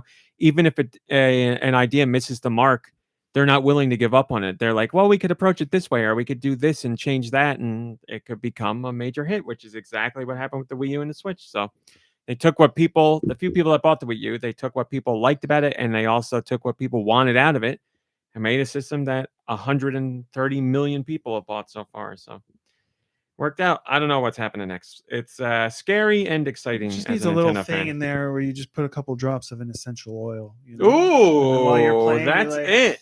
And then if you're gonna be traveling, there's like maybe another thing you put some like pepper spray in there, so that if somebody tries to steal it, I've always wanted some sort of smell-o-vision in a system. I just thought that would be fun. But and it's a way to make money too. Like you'd have to resell cartridges for like, oh, my Resident Evil 12 cartridge is out. I got to get the rotten meat cartridge. oh my god, no! But like you're playing Resident Evil and you use like health spray, right? Oh, like yeah. sprays you with like a minty That'd be My scent. amazing. eyes. Well, when I was playing the VR game last week, I was like, you know, this could use some fans, you Yeah. know, just like blowing at you at precise moments. I think Nintendo said the same thing, and I went, It's true. blowing on her. Well, that's what the Philips Hue system, like back in I think 2016, we went into a booth where they had that, and they wanted it primarily to just be gaming Yeah. lights. And it was all built out with lights and fans and everything. So like while you're playing or while you're watching a movie or something, you were just getting hit with all this different stuff. And it's evolved to what it is now, but fans were a part of it. I mean, there are That's arcade games that cool. like Arctic Rush, I don't remember, Arctic Thunder. I don't remember what it was called. It was like that jet ski game that you sat on, and they had 4 fans in the corner of the arcade that would blow at your face as you were driving. And I was like, this is awesome. But Yeah, adds a Yeah. little something. yeah, it does. It adds a little. And You know, if you things that did you that with didn't- VR, it'd be even Yeah, better. like things you didn't think. Like the first time I played with a Rumble controller, I was like, I don't need this. And then I played with it, and I was like, oh, this is kind of like it adds a little something, you know. And like same with the VR rumbling headset. If you had just told me that was a feature, I'd be like, I mean, cool, but Yeah. not necessary. Sorry, the But when- headset rumbles? Yeah, the Yeah. headset rumbles, and it's like really immersive. It's not like it's a different Rumble from what you would think too. It feels a little different, but it adds something definitely. Moving on, Pokemon. We got your Pokemon story? Thank goodness. People are always looking into what the Pokemon Company is doing next, and they found something that has potentially upset them. Pokemon Company International has a job listing up for a new employee. And what do they want this employee to know? They want them to know, quote, deep knowledge and understanding of Web3, including blockchain technologies and NFT and or metaverse. So a cocktail You did it, of Reggie. all the things. You did it, Reggie. Of all the things gamers don't want and all the things game companies continue to think we want and or need. Because they're My body is ready. Thank you, MomBrain. I appreciate it. The companies out there know that if they could just get the right idea with NFTs or blockchain stuff, they could make buku bucks. And if anybody's got a chance at really making it happen, it would be the Pokemon Company. So no ideas officially revealed, no projects announced, but they are looking for someone with knowledge in this area. So take that as you will. Man, what a world we live in where Reggie's the villain and Doug Bowser's the hero. It's amazing. PT says, get Reggie on the phone. There you go. Reggie does like his NFTs and his blockchains. He loves his money. The money. I've said this before. Do we have any music that's like regal or exciting or Do we fun have any or music that triumphant is or illegal? Wait, didn't you have? Oh no, you played that I on played your on my phone. phone. Yeah. Things like the British Bulldogs Oh, theme song yes. or anything. Well, Or the Kings. sorry we don't have appropriate music, but the World Video Game Hall of Fame has revealed their pretty nominees for 2023. These are the games being considered for entry into the Hall of Fame this year. Now remember, only 4 or 5. No, I think only 3 or 4 get chosen. Your nominees are Age of Empires, Angry Birds, Barbie Fashion Design, Call of Duty 4 Modern Warfare, Finally. Computer Space, FIFA International Soccer, GoldenEye 007, The Last of Us, NBA 2K, Quake, Wii Sports. What are you doing to poor They're Mr. talking Mime? about them in this. Oh, Discord. and Wizardry. 3 or 4 of these games will be chosen. My 4 are GoldenEye, The Last of Us, Wii Sports. It's either Quake or Angry Birds. I don't know. It might have to be Angry Birds. I think it's got to be Angry Birds. Those are my 4.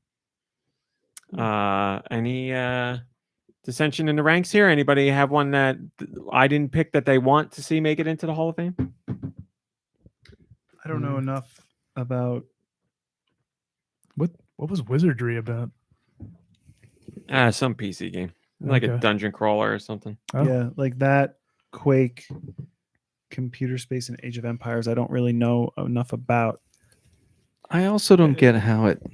Is this their only chance at being Yeah, right? accepted? Like, or No. If you're a nominee and you miss the mark, you can later on be nominated again. Quake is like 20 years old, and Angry Birds is not. Computer so, Spaces? Like, how are you even supposed to be like to compare them? You know what I mean? I Like, think they're just trying to compare for importance in the industry because Quake was certainly important and Angry Oh, Birds sure. is certainly important. So I mean, but Which one Quake is- was important for a reason that led to like other really great games, and like Angry Birds was important for like people who made apps and wanted to make millions, like exploiting Well, the genre for money. that's the thing. Yeah, like Quake certainly ushered in like a whole genre of Angry Birds. first-person shooters. Angry Birds ushered in a whole new way to play games. Like Angry Birds is the poster child for that sector of gaming. So Angry they're both Birds just angry- contributed to obliterating people's attention spans. well, I'm not saying it's a game's a game. We're all playing them just for fun. But like, Angry Birds that's the iconic game for mobile devices. And that was before mobile gaming went to, microtransactions out the ass. Like it signifies something in the boom or the birth of that industry. So it is very important, but It's important, you're right, but there, it's also important to be like, it's not necessarily a good thing. What mobile gaming has become is not necessarily good. All these microtransactions that's true. and what it is not necessarily good. Sure, Angry Birds is fun on your 15-minute break at your retail job, but like, are we really clamoring for Angry Birds? No, Angry Birds is what people want for the money, and Quake is what people wanted when they wanted their minds blown by some kind of new crazy video game. I mean, I this is just me, but I I played Quake a decent amount back in the day, but I've poured way more time into Angry Birds. I actually was just gonna buy Angry Birds Classic, whatever they're calling it now. They renamed it something because I want the version without the microtransactions, and you can buy that now and lock it in. And I loved Angry Birds. I played it. I mean, I own it on game systems too. I just really like Angry Birds. So I'm just saying, if you're looking at it from like the legacy that it's caused, Well, or are we just looking at it as a game? If it's just a game, then sure, Angry Birds, a lot of fun. But if we're looking at this legacy, it's like, well, maybe we'd be better off if it never existed. but like also, I mean, we've all spent a lot of time and really enjoyed Wii Sports, but like deeper level, it's a tech demo, right? I mean, I see Wii Sports. I wouldn't call it a tech demo, but it's It kind of is. It's a though. That's demo what it was- for it the was- hardware to teach people how to play. Yeah. But it also birthed the expanded audience gamer. Like that was I that's get a the thing. I get the sense a lot of these games were selected for their like historical importance. Yeah, I agree. More so than like, you can argue about the actual quality yeah. and whether what they inspired was good or bad. Yeah. GoldenEye 007 for sure. Yes, I think GoldenEye in there is the one that's the best lock because I feel like The Last of Us is probably going to get in because of its popularity currently right now too. Not saying anything that like it's not significant, but like I think it's already gotten a boost right now. I mean, to be fair, The Last of Us isn't really significant. It's an amazing game. It's one of the industry's best. Story. It's an important story, yeah, but it's not like it didn't birth anything. It doesn't have any significance in the industry as far as games go, really. I mean, it's a high watermark for storytelling in a game, certainly, but I don't know. Here, let's put it this way. We all agree that does FIFA need to be on there? No. I got nothing against soccer video games, but like... But that's the first FIFA. Is Yeah, that what we're so, saying? So like... yeah. Whatever. Me and award shows, I'm out. Screw the awards. They don't mean anything. I mean, we're talking about GoldenEye just now being nominated. Like, why wasn't it in there 10 years ago? You would think it I'm would have out gotten here. it sooner. I don't even... Next. Joe Shabadoo says, 2 drastically different games, both I think easily make it on. For the guff that the N64 and its software library get the number of Hall of Fame nominees relative to the full size of the library. Pretty impressive. That's an excellent point. The N64's library wasn't that expansive, but it had some of the most important games to Nintendo and to the industry. Ocarina of Time, Mario 64, GoldenEye, those 3 right there they mean more to the industry than just being great games. So great point, Joe Shabadoo. I agree. I'll let you know. Doesn't anyone care what Sure, I think? Josh, tell me. Call of Duty, bro. It was on the list. It's nominated. So Tetris is already in there Thanks. as well. Very cool. Very cool. I wonder is Call of Duty like 1 through 4 already in there? That's what. Yeah, I don't know. That's a good question. Switch Online Hell members, yeah. Including the Call of Duty 2, and then the Call of Duty Modern Warfare 2, and then Call of Duty Roman numeral 232 and 3223. That was a really great story. Switch Online members, that includes you, Deux, Nicky Hill, as you as well, right? Mm-hmm. You have some new retro games to play. When it comes to the Game Boy, you can play Burger Time Deluxe. Nothing against Burger Time Deluxe on the Game Boy, but like they couldn't have given us the NES version of Burger Time. What's going on over there? Can't even You play got it in regular color. Burger Time or Burger Time Deluxe. They're giving you the deluxe version. I don't know what the difference is. It comes with One's on the Game lettuce Boy and tomato. looks terrible, and one's on the NES. All right, and now, looks lettuce, better- tomato, a little mayo. better than terrible. Yeah, why Yeah, would, hold why on, would the let's be deluxe fair here. version have worse graphics? Gameplay and graphics for either version are going to be pretty much exactly the same. I'm going to watch the trailer now because I'm curious. I watched the trailer. That's where I'm getting this information from. This Oh. doesn't come from me having played it, so don't worry, anyone. I did not, go against my own I'm going on now, just- morals and play a game without dissing it. Kirby? But Yeah, look at the that. graphics in Burger Time Deluxe are way better than Burger Time on the NES. No, hands There's down. one burger on the screen. In Burger Time on the NES, you get 4 different burgers. Is there one burger on the screen? I didn't Because I watch see it. 3 right here. I didn't look at it. But hands all right, down. all right, I stand corrected. Hands down, that is the better looking And game. I'm gonna say hands down, I'd rather have it on the NES Just because of color? just because of color. Yes, of course. Oh my god, you're a graphics man, not a color man. Would you Well, eat look, a I delicious don't- burger if it was, Yeah. the color of, rotting spinach? It's a smash burger. Smash burgers don't look all that great. Yeah, But, I'm looking. Yeah, Burger Time on the NES looks almost. Way worse looking. It does look pretty bad, but I'd have to say just the I'd still rather have it over that green slime of a Game Boy screen. Well, you could do your fake color on there. You could do your Super Game Boy fake. You've got So you get you know 4 what? colors. You've got an answer for everything, and You I got love 4 being your colors. friend. I love getting an answer for everything, so I appreciate it. Thank you. You're like, I want color, and I say you can have color. I and can. then you Terrific. get annoyed and say, I have an Check answer and for mate. everything. You win You again. found the loophole. Yeah, I said you It's have an not a answer. loophole. It's a feature. I'm saying you have the answer. I'm just confused because you said you're a graphics man, and one clearly has better graphics. Clearly better. The burgers look way more delicious on the Game Boy. Can we stop talking about food? Also available for Switch Online members on the Game Boy, Kirby's Dream Land 2. That's the one with the introduction of Kirby's little animal friends that he hangs out with. My Nintendo knowledge is deep. I do not remember the names of the creatures. I know there's a hamster, an owl, Yeah, and the hamster had a really funny fish. name, right? I'm sure someone in the Discord will remember. That's available. Also, the yeah, it was Rick the hamster. Oh, that's right. That's why it was so funny. There's also the Super Nintendo title Side Pocket, which is a pool game.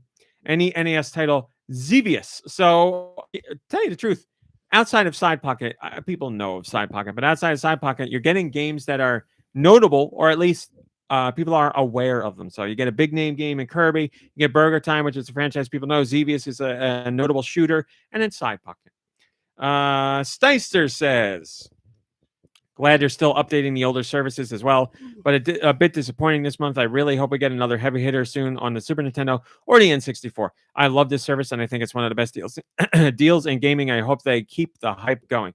Yeah, I will say, listen, I enjoy a pool game from time to time, but yeah, Side Pocket being added for Super Nintendo, not that exciting. Woo, So. he said it. He finally said something not as positive as would be advertised.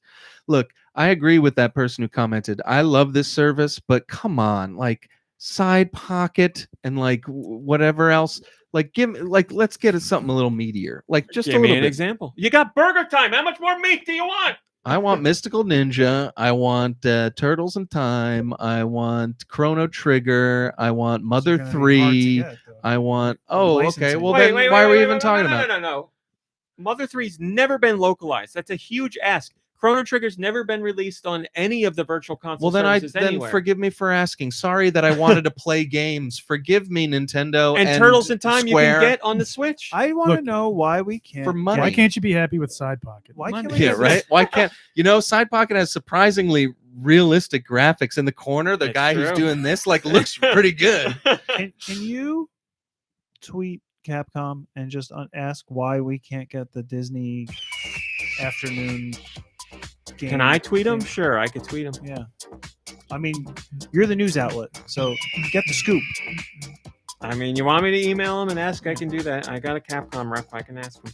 Yeah, I want to know. They'll say why, this. Yeah, we'll ask. We'll get back to you. And then they'll never get back to you. Why can't we have it? Every other system gets it. I mean, What's the deal? play it on the NES. You can play them all. Did Doug Bowser say something to one of your grandmothers back in the day? Like, what's the deal? Yeah, I don't know. It's a good question. Now you're The thinking, I answer like is where this probably going. people didn't buy it, so they're not going to spend the money. That's a good question. That's my guess. That's how Pretty these things s- work. People didn't buy on these systems, Pretty so they're never going to straightforward buy it answer. on another system. Or here's another example. It was a deal with Disney, and that's probably a limited time deal, just like we saw with the remake of DuckTales. That was removed from the shops after a while. So they're like, Oh. well, this deal's got another year on it. We're not going to put it out now. It doesn't make sense. And they're not going to spend more money to up the deal. So He really does have an answer. those for are everything. crazy to guesses. me. Those That's are crazy guesses. to me that, Oh, that okay. games are made and then they're just like, yeah, we're just going to erase them from whatever. Erased. Like, Listen, from existence. Capcom and Disney made the deal for whatever reason. That deal meant that DuckTales was going to be removed off the shops at some point, and that's what happened. and that remake was DuckTales beautiful. removed. It was good. It was good. Yes, it was very good. And I put a new stage in there too. And yeah, it was good. Nicky Hill, I thought about you when I posted this story. The next Splatfest has been announced. And once Yeah, again, I'm a little upset by it. it's a theme. Yeah, and they're wrong. Oh boy, is it wrong can't because wait of the to hear thing I this. did? No, it's wrong because one of the things is not really one of Wrong. those things. Yeah, I'm saying the thing I did. What did you do? You're talking about the use of the word cryptid. Oh, yeah. I specifically did research to make Unbelievable. sure aliens can be and have been referred to as cryptids. Okay. And I went to multiple sources because I said, if I use the word cryptid, Nicky Hill's going to be upset if it's not wrong. So I did the research and you're still wrong. So Well, I mean, yeah, isn't there a theory How does that it feel? Bigfoot's an alien? thank you. Thank you, What's that? Kirby. Yes. Isn't there a theory that Bigfoot is himself an alien Yes. or herself? I don't know. You know how I read more on that this week because I did this research for this title. I'm real proud of you. So all right. So if I didn't say cryptids, what would you say then, Nicky Hill? Oh, excellent. So anyway, what we're talking about? Sure. No, I mean, okay. kidding. So here, let me It's put it this way. mythical. I have to. Well, no, I they're have not to mythical title the because story. aliens aren't mythical. Like, I have to title the Mystic. story. What word should I put there? why don't you just say Splatfest? I could have said yes. Splatoon 3 Splatfest announced for April 1st. I could have done that. You're right. I 100% agree. Anastasia Beaverhausen says we got on topic of mythological creatures at school yesterday after talking about St. Patrick's Day, and I asked the kids to name some, and one said Teletubbies. That's Are very these- true. What do they say here? Are you Bigfoot, trying to the say? letters? Does that say yak? No. This is Splatoon spelling you're looking at. So unless you know the Splatoon alphabet, that's not going to make any sense to you.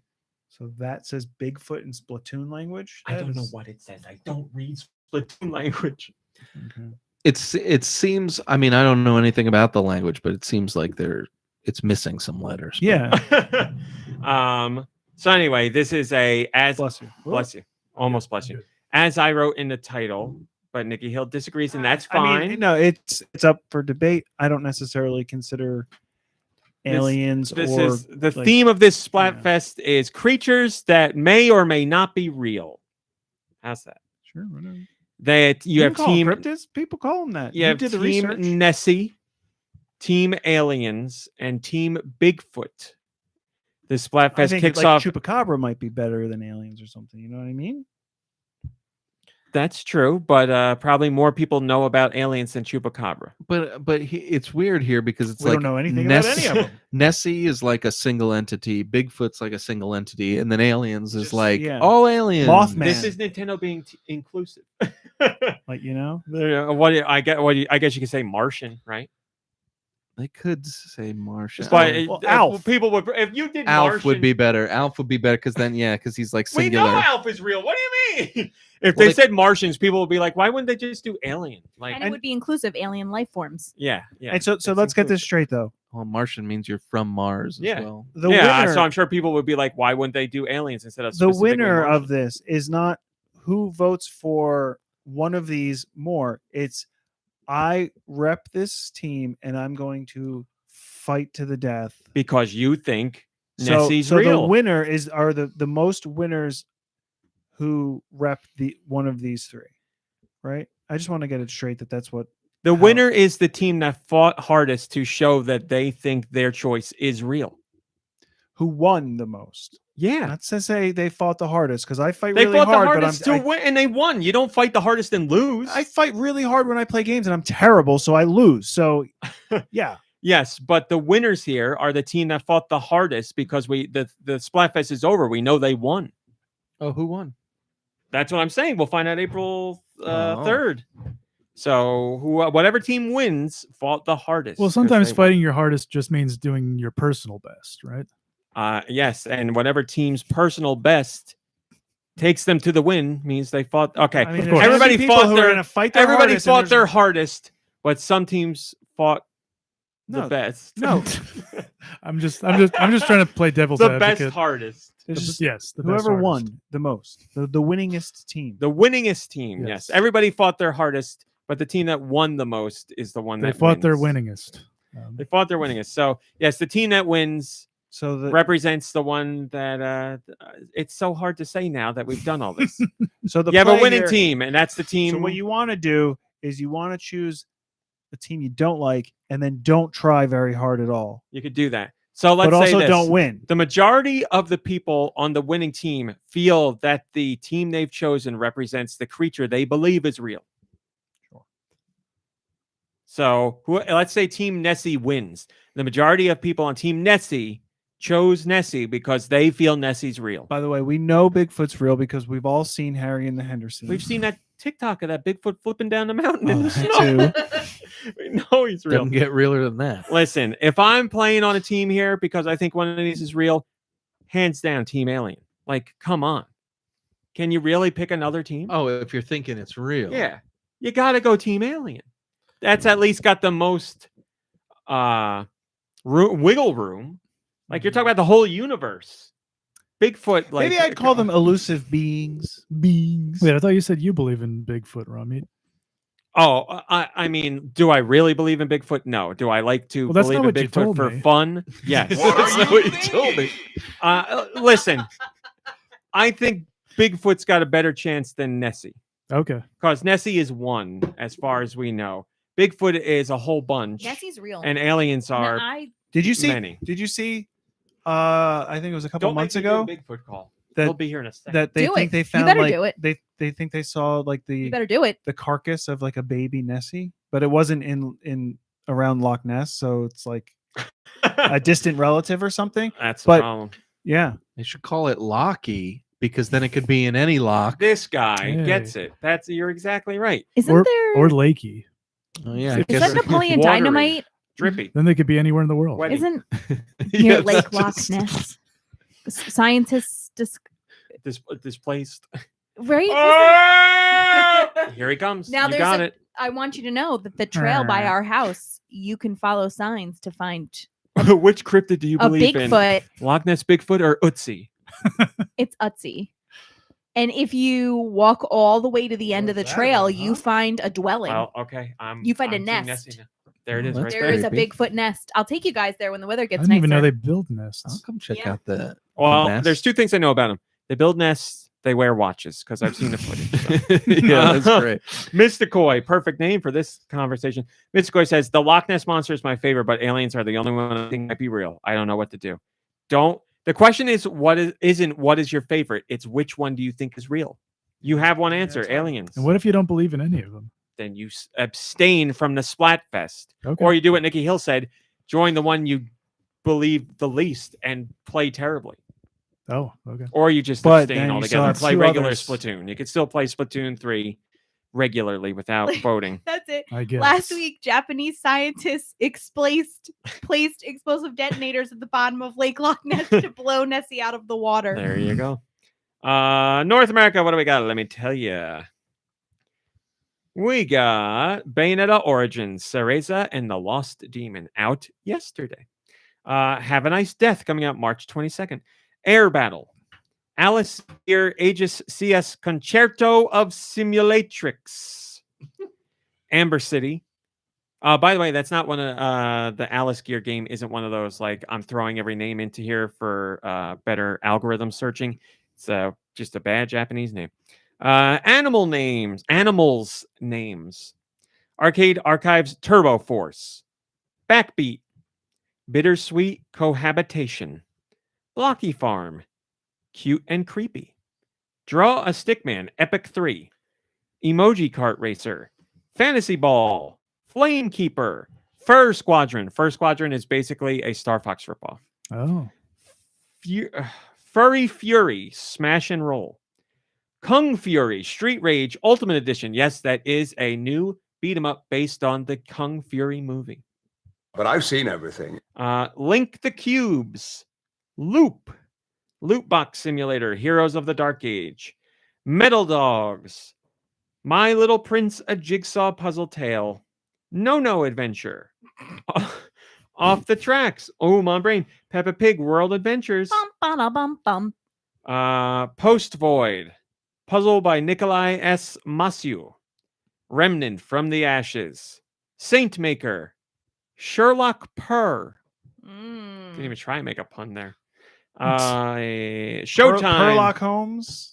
Purlock Holmes. That's Thank much you. better, yeah. Thank you. Who wrote that? That An owl? algorithm? That thing? owl, that Oh. damn Sizal owl. Showtime, Vampire Diaries. 6-Star Gate, Star Trail, Space Haters, Squad 51 versus the Flying Saucers. Oh my gosh. Oh my gosh. What's going on? What is happening Oh. here? What the hell? I didn't even Holy shower. moly. Oh my god! Nice. Oh my god! This is the best. Podcast is over. I'm eating ice cream. Thank you so much. Did you really just bring this for me? What the hell's going on? Awesome. Are you like dropping in and leaving? Yes. Oh, I said you're Well, welcome to come, and she said I don't want to be on camera. well, you're already on camera. Well, Well, you're going to be on the show for real. I'm wearing my glasses. This is the best. Thank you so much. This is great. Well, you're welcome anytime. Without presents, you can come whenever. Presents Without Your the presence is welcome without presents. Yeah. Yeah. Thank My you. kids are like in the middle of the play date. Oh, tell me this was their ice cream and I got it. No, I ordered too much to justify shipping. So, Well, thank you. I really appreciate it. enjoy. Goodbye. It looks delicious. I'll go put that in the freezer. Yeah, please. I'm thank on brain. Where are the spoons? you. Yeah, right. Steal. I thought I heard someone out there. Steal it. Subway Midnight. Tanky Tanks 2. The Guys. That's Guise, not Guys. Oh, okay. Under the Guys, not Under the Guys. Ooh. You got it. The Testament of Sherlock Holmes. Power bottom. The Three Little Pigs interactive book. The Tree Flick Family. Unheard Voices of Crime Edition. Unmatched Digital Edition. There are your releases. And Nikki Hill is not here. Fantastic. When did you know she was coming? Today? Yeah. Oh, okay. All right, Josh, can you introduce Nikki Hill, please? What are the next European masterpieces? Let's find out with Nicky's sweet releases. It's pretty good. The European releases. Thank you, Josh, for the week of March 16th, the year of our Lord 2023. Your list is definitely longer than America's list. European. I just want to make sure I'm doing the European. Alice Gear, AG's CS Concerto of Simulatrix. I think, yeah, you said that one. And that's just the first game. Can I do the what? Can't you? Air Battle. Amber City. Backbeat. Bayonetta Origins. Cereza. And the Lost Demon. I don't know if I'm going to buy that out of the gate. You but know, I'm going to buy it. it's funny. What? I do It's like funny? the Bayonetta spinoff. Oh, I played the demo. I do like Bayonetta, but I'm more interested in this spinoff. I think because of the unique mechanics. Style. I'm like, oh, this seems like it'd be fun. Some puzzle, or not even platforming, but some puzzle adventuring. I like that. So. You still haven't played the I have newest not. traditional Bayonetta. No, have I you? gave it to somebody else to Did review. you ever play so the I- second? Yeah, I played 1 and 2. I played them both on Wii U. You know, I played them. I can't tell you anything about what they're about. Hair, nudity and hair. Bittersweet Cohabitation. Blocky Farm. DC's Justice League. Cosmic Chaos. I That's will all the say one. the reviews for this game have all gone out of their way to say it's really nice when a game comes out that's for kids, but it respects kids and it's a great game in general. So all the reviews for this have been like, this is actually a really fun game, Respect not just the like kids. a farted out kids license to get their parents' money. So Cosmic Chouse. there you go. Emoji This guy Kart hates Racer. kids so much, but when something comes out for kids, he's so happy that the kids have something Hey. genuine. At least I don't like kids, but I also don't like kids getting crapped on unless they're getting hit in the face or something. That's just Getting funny. But, crapped on. I mean, No, we're talking I- about bad video games. You know how many bad video games we had to play as kids? but They they weren't. deserve a little character building bad video games. I'm just teasing. No, no, obviously. you make a good point. Thanks. We did suffer through a lot of bad games as kids. And we had to pay like $80 to $90 for them. Sure, $90 for Chester Cheetahs, whatever on the Super Nintendo. That sounds worth it. Felix the Toy DX. I Yes. won't go there. Yeah, exactly. Here we go. Hentai, Japanese goblins. Oh, I'll be gobbling that title up. Ooh, Hike Trip. That's one of my favorite my. games. Trip, that's your favorite game. I'll be Japanese nuts when I play it. Idea. You should check that out. Idea Oh, I is a should? really interesting idea for a game. It's very unique. I don't even know how to describe it, but it uses like Thoughts. I was like Brains. it uses like Google Map technology. It's not Google Map, but it's like overhead camera, street views to make like puzzles with maps and everything. It's really interesting. Won some Whatever. awards as well. Whoa. What was that game where you were supposed to be like taking photos of things and then use the photos to like Fatal Frame. you remember that? Oh man, no, Fatal it was Frame? it was an indie game. Maybe it never worked out. Oh, I can't remember what it Oh, was hold called. on, hold on. Yeah, It was like a puzzle game. It was all like very monochromatic, and like you would take a The Witness? photo of something to like take a picture here and then create a bridge over here. Like, Yeah, what was that yeah, called? Something yeah. about By the way, perspective. refresh that page, Nicky. No, which page? the page you're on. Oh, great. Just refresh it. What am I going to see now? Nothing. I don't remember. Where Continue on. it was. Kung Fury Street Raid. I had an extra R in there. In I Kung just Fury. fixed it now. Yeah. Labyrinth Runner. Horror Escape Survive Simulator. Life of Delta Burke. Is this the list from last week? Remember, it's Europe, so they handle it Yeah, differently. but I remember. Didn't I say something about Delta Burke? Or that You was your probably list? did it for North America. Link the Cubes. Loot Box Simulator. Loot Box Simulator. Maybe I'll continue. I got reading. no information. Heroes of for the you. Dark I don't know Age. what it's Then like. we got simulations of loot boxes. My Little Prince, a jigsaw puzzle tale, jigsaw pizzle tale, Yep. A pizzle tail. Neon My Little Prince. Makes sense. Blast, Oh, you're right. Neon Blast, No Adventure. Yes, yes. I wonder if that's like an old, if that's about like an Yes, old- yes, yes. like an Italian grandfather. No, Package Rush, No night adventure. Peppa Pig World Adventures, Post Oh Void. no. Post Void. It comes. Had another it's one so to good. It's coming out twice. Oh, I'll go fix that now. Quiz for All, Quiz for nose. Rally Race, Car Simulator, Poly, World Driver, Arcade, Real Driving Game Sim, Finally. I love that game. Session, It's fixed. Skate Sim, Yes, Sherlock that is out Purr. in Europe before North America. We have to wait till the 20th, I think. Session. Yeah. You're excited for it? Succession. I've had fun with skateboarding games before. I'm prefer to not just going to call say it I'm excited Sesh. about it, but I get the itch every once in a while. I used to play like the Tony Hawk games, and I like the Dave Mirra games. I played those too. but- No. Skate or die or nothing for me, You know, boys. I mean, there's something fun about the. Give me the one that's not fun to play, but for right? some reason we all played it as a What? kid. That game was fun. Yeah, but like I like those games. There's something about like the physics, I guess. That, They right? control all kinds of weird. Yeah, You just have to pick Goofy Foot instead of regular foot, and you'd it's be got to fine. be it. You know, I never understood what that meant. Like, I thought it had something to do with Goofy the dog. Like, I was like, what? Six Star Gate, Star Trail, whatever. Ski Resort Driver. Squad 51 versus the Flying Saucers. Steal it. Ba-com, beep, ba-bum, Think about it. ba-bum, beep, ba-bum. Yeah. Subway Midnight. Man, that sounds like a great story or a good movie or something. That's what got Jared from Subway put in jail. Subway Oh Midnight. no! Tanagram Collection. I like Tanagrams. Subway took him from 6 to midnight. Ooh. Raw Meat. Do Michaels. You guys might like this one. Tanky Tanks, too. You know, I saw Tanky Tanks, and I was like, let me look up to see if that's like Tanks. I haven't And it's looked it up not. yet. I bet. Aw. Tents and Trees. I'll do it. Terminal Velocity Boosted Edition. This isn't a game. This is the movie Oh, based on Charlie Sheen's with life. Charlie Sheen and Natasha Kinski. I got one speed. Go. The Guys.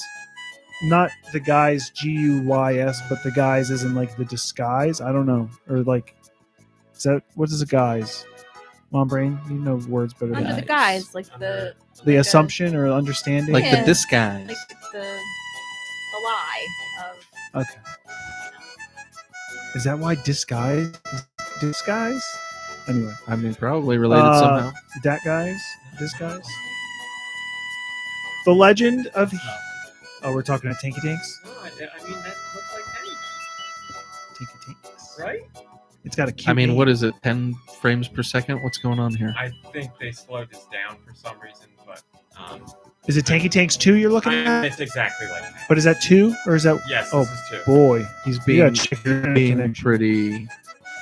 pretty nice about comparing it to tanks. Tense. All right, no, I got to jump in here. How I is said this it not was like easy. Tanks? Minus the slow frame rate, which I think is for the trailer. Explain how this is not like Tanks. There's way too much going on. Hundredth of levels. Yeah, and the English You're is a off. tiny tank with bouncing bullets shooting other tanks. Say that it's a ripoff then? Yes. Okay. Well, there you go. You don't get any more sane than a ripoff. I'm gonna go on YouTube to see if the frame rate is that bad. Are we I got a Okay. couple more. I'm sorry, MomBrain. That's The fine. Legend of Heroes Trails Up to Azure. The Three Little Pigs interactive book, The Wreck, Titanium Hound, Tricky Thief, Titanium Hound, Tricky Thief, Unmatched digital edition, and Vernal Edge. Something about that sounds inappropriate. It does sound That's the guy inappropriate. from. Know what I mean? Exactly. From Ernest, yeah. Any comments there, Nicky? Ernest. Oh, Ernest. I forgot. Ernest and Ernal. One comment from Ernal. Karibo. Karibo says, nothing catches my attention this week in the year of our Lord 2023. Thank you, Nicky Hill. Our final top story. Zelda Tears of the Kingdom. It's coming out. Do you remember the release date all the time? I do, baby.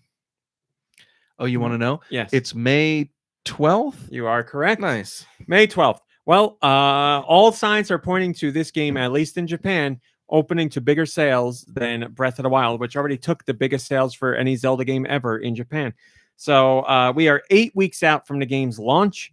And in Japan, pre-orders for Tears of the Kingdom have already surpassed those of Breath of the Wild. So with another 8 weeks to go, this is going to be easily the biggest opening for any Zelda game ever in Japan. So the hype is certainly there.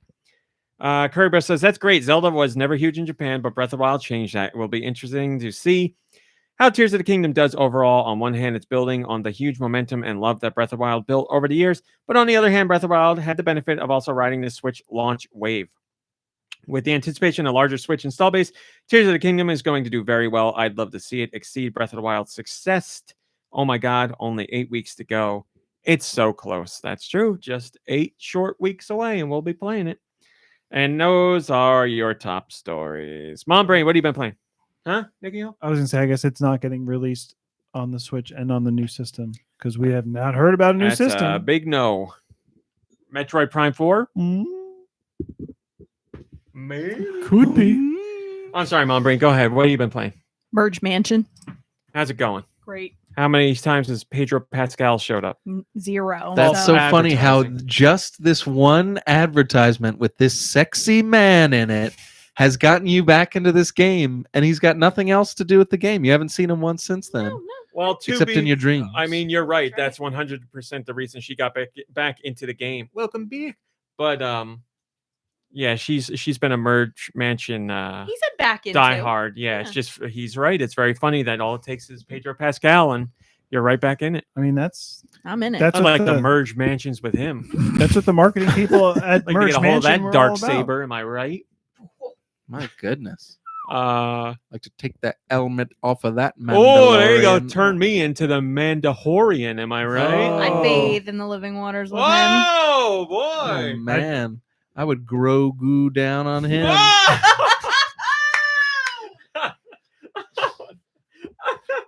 That's the one to end on. That's great. Holy moly, that's funny. So Merge Mansion, you're loving it. I be merging. What level are you on? I don't think there is a level. Oh, okay, what mansion are you on? No, you just. Oh, okay. You How many just merges have you done? Oh, so many. Oh, all right, we All got merges. something. Kirby, what have you been playing?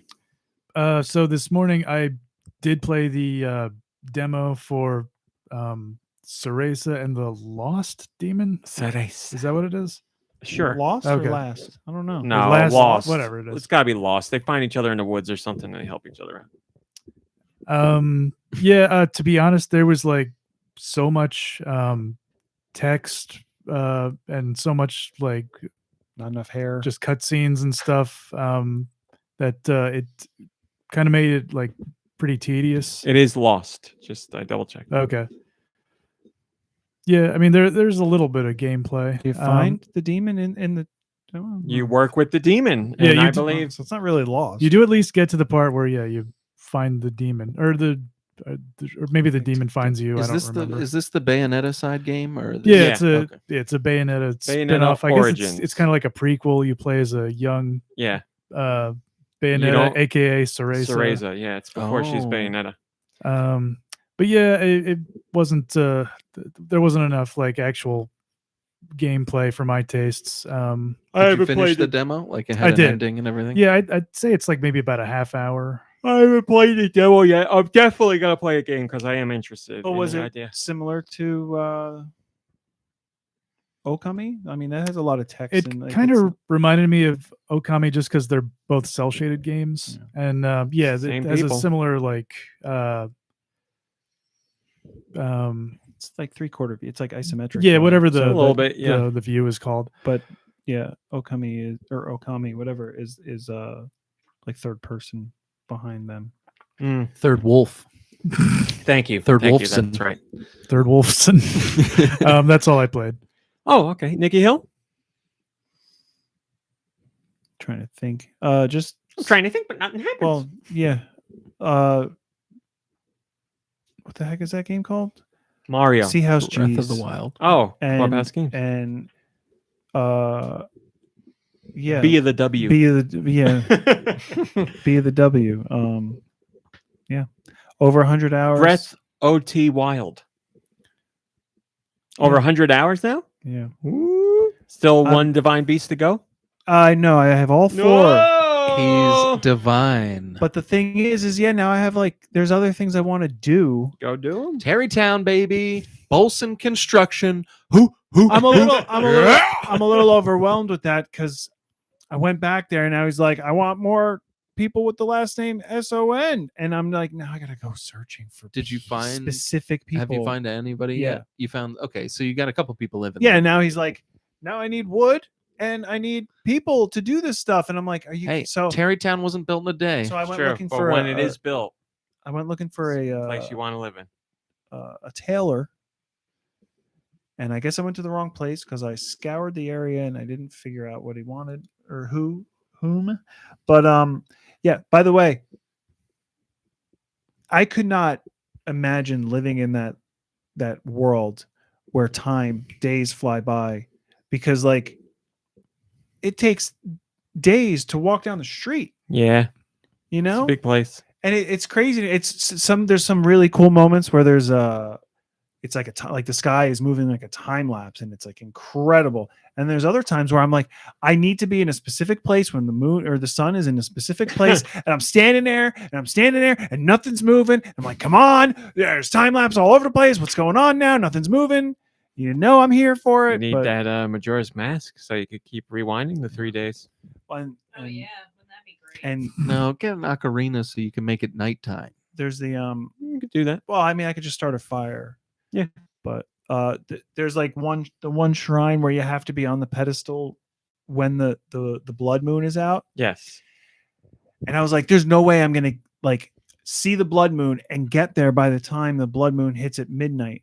And nowhere does it say midnight.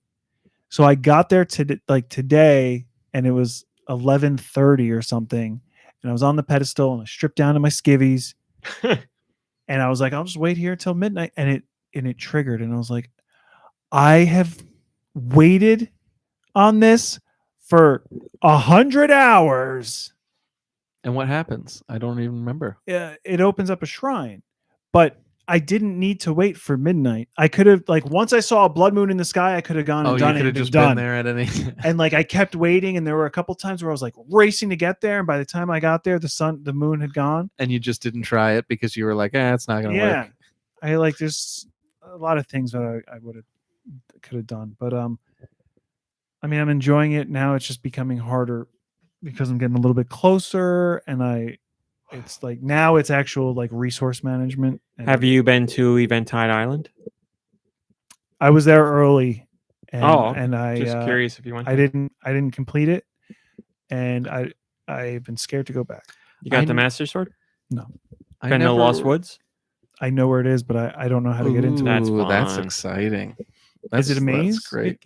Is it a real maze? I mean, No, it's the it's- Lost Woods. There's always some done- kind of thing. Because Yeah, there's some kind of thing. I did spend a bunch of time in a dark wood area where there was a shrine, but it wasn't the Lost Woods.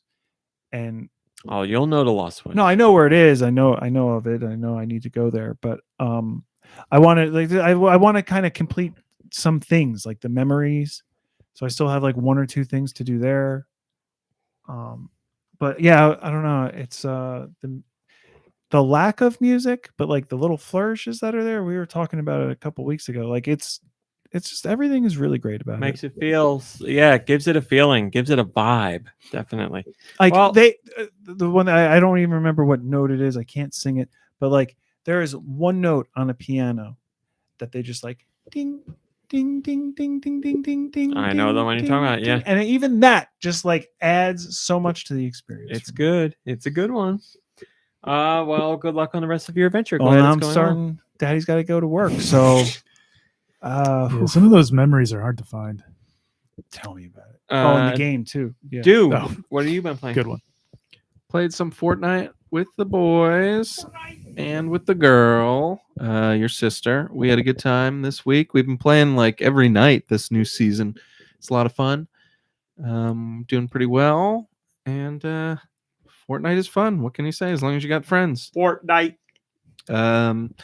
Played some of that Mario Kart update. So Did you? yeah, ran around as Birdo for a bit. I really liked. I mean, they've just been knocking it out of the park with the extra content in this game. But the Yoshi's Island map. Not only look, I haven't played Yoshi's Island, but I know enough about Yoshi's Island to appreciate what's in there. And they've got so many. It just made me wish that they had specialty tracks for a lot of their games, because there's so many little Easter eggs in there. And you know how in Mario Kart there's like the coins that you pick up that when you get 10 of them you go faster. In this one, Yeah. the coins are like the little Yoshi coins. Like they just thought of And every they little make the thing. right you know? sound effect too for the coins from It- Yoshi's Island. There's so many little things. There's like those little white petaled flowers. You know what I and- really like? When you cross the finish line, you get the end level music from Yoshi's Island as well. It does a like all makes those me- little touches. It makes me wonder why it's taken them so long to like do more. I mean, I guess there's like a Hyrule Castle one, but I feel like that's a thing they should be focusing on now. Is like, we've got all these great games. Let's make, like I said before, like a Mario RPG map and a Zelda map. I and think they are. something else. I think they will, and that's going to be a big focus in the next Mario Kart. Is my Yeah. guess. It's like testing out the waters here, and then the next game will have more stuff like that, because that's it's a really cool idea. Rather than obviously all their tracks have had a loose Mario theme to them, but yeah, going with those themes of specific games would be a really awesome way for doing tracks. Yeah. But it was really cool. Amsterdam, and I forget, there's two other cities, I think. Hong Kong, I think, is one. And again, I like these city tracks because they're so unique. First of all, they're based on real cities, obviously, but it's not just like 3 laps. Each lap is kind of different than the previous one, so you're not just doing simple loops 3 times. Each lap they switch up, they put like barriers in the way, and you take different streets and go different routes, and it's really exciting. So game's still knocking it out of the park, man. What a great game that is. So much fun. Birdo's great. Birdo won, and you get to pick up like a bunch of different colors of her and stuff, so it's all good. And I'm sure there's more to come. Anastasia Beaver has wants to know if the Amsterdam track includes the red light district. I believe it does, but like it's not like you can't really tell that you're like, Yeah. It's not like they have Photorealistic. yeah, it's not, there's no hentai or anything, but Big in the red light district. no, it's really cool. A lot of fun, obviously. If it's included with whatever you've got, you should play it because it's good. And then I beat Link to the Past this week. Hey, congratulations. Thank you. Like I said, it was funny because I had gotten the Switch Super Nintendo controller, and I was just gonna test it out for 5 minutes, and I ended up a week later playing all of Link to the Past.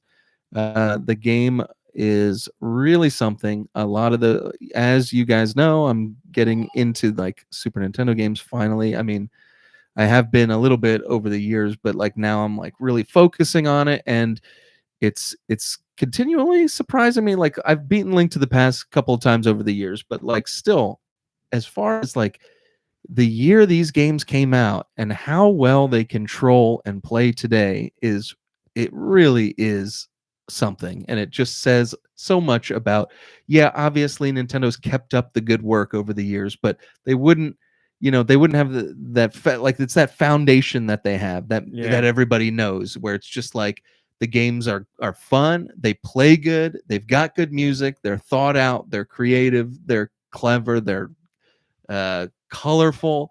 I mean, man, so absolutely had a ball playing Link to the Past, and I don't know, there's really not much else to say, so thanks for listening.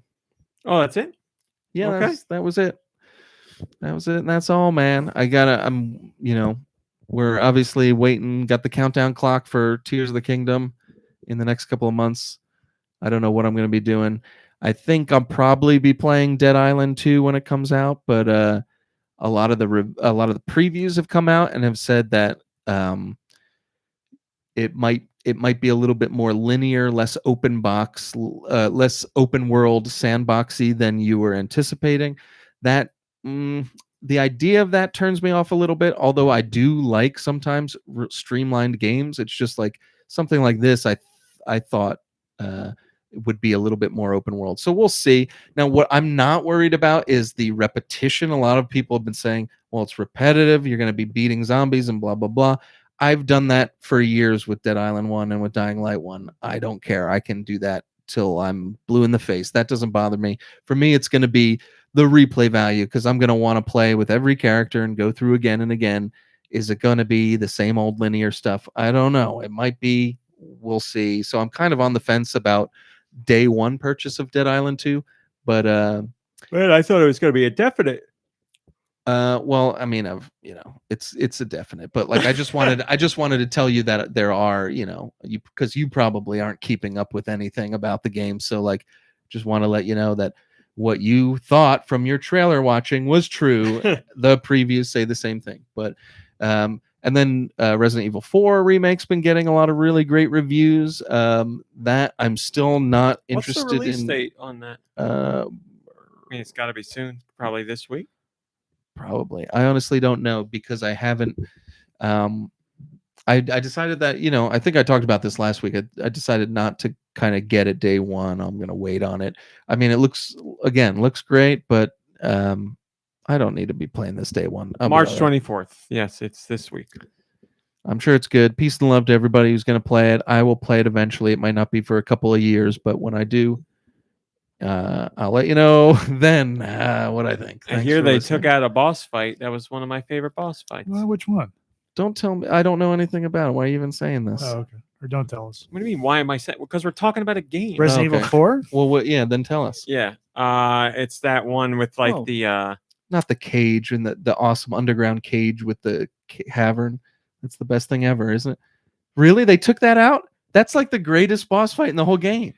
Yeah. That's like the reason I wanted to see. That was like I'll the double one. Check, but I'm almost positive that's the one. You know what? I was curious. Oh, that one. Oh, I was curious because a lot of people who are reviewing it are like Capcom doesn't want us to use our own footage and they don't want spoilers, which I appreciate, but like I have a feeling that's the spoiler that they didn't want people to know about. Because that was literally the one thing that I was curious about seeing in the remake. I was like, man, I wonder how they're gonna make that look, because that was the creepiest. I'm double checking. Don't quote me.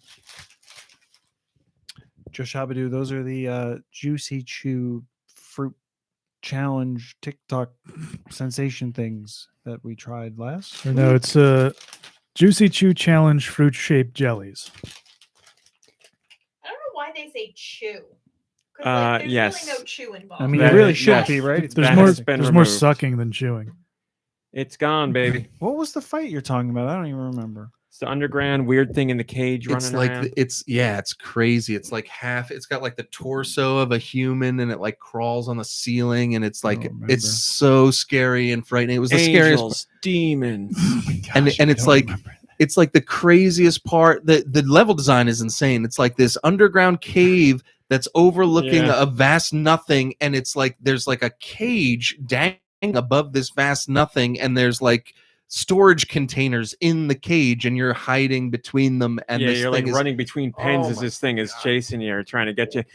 There are a insane. handful of moments I remember vividly from that game. That is one of them, without a doubt. I cannot believe they took that out. Gone, Holy baby. cow. My understanding is that whole section's gone. I must have watched 4 or 5 video reviews about this, and not one person mentioned that. Don't you think that would be something like, not spoil it, but like be like, there is some, like, no one even said that there were any like huge changes like that. Not one person. What are you watching? Outlets or just people? It's like IGN, GameSpot, Oh. like big things like that. Surprising. And like, Yeah, they I didn't watched say one anything. video review, and they mentioned that. Man, well, I should have watched that one. Yeah, I have a whole list here of all the stuff removed if you are curious, but I'll share that You know, with you I later. was purposely like avoiding it, but now that I know that my favorite part is out, then I might as well just hear them all. You know, can't get any worse. Well, that seems like the biggest thing that was taken out. I know one of the boss fights was also really changed a lot, like to the point of it being pretty much a completely different boss fight, but I don't know what fight that is. So. Right. So there you go. But yeah, next week comes out. Bummer. Well, thanks for listening to what I've played and what I plan on playing. What I wanna play. And RMC, maybe you can tell us what you've played. Well, I was gonna say that's fine because I really don't have much. I played Fortnite, and I'm playing something that I'm not allowed to talk about. I'm playing 9 Years of Shadow, which I've been really looking forward to. It's a Metroidvania that's been in the works for a really long time, with, I think, gorgeous artwork and a fantastic soundtrack. That's all based on the trailers that I have seen. So I'm playing that now, but I'm not allowed to talk about it until the 26th. So hang in there for that. But other than that, yeah, I haven't played anything. To tell you the truth, I touched on this on Patreon. Or no, I didn't touch on this on Patreon. I talked about it on regular GoNintendo. I'm in that rut of I played a really great game that really hit me hard, and I'm struggling to get over it. I'm talking about Meg's Monster, which I've talked about already. It's just that game was one of those games for me, and now I'm like, nothing's like, it's not like I'm jumping into things and not playing them. It's just I think about playing things, and I'm like, so I just have to get over the mental hurdle.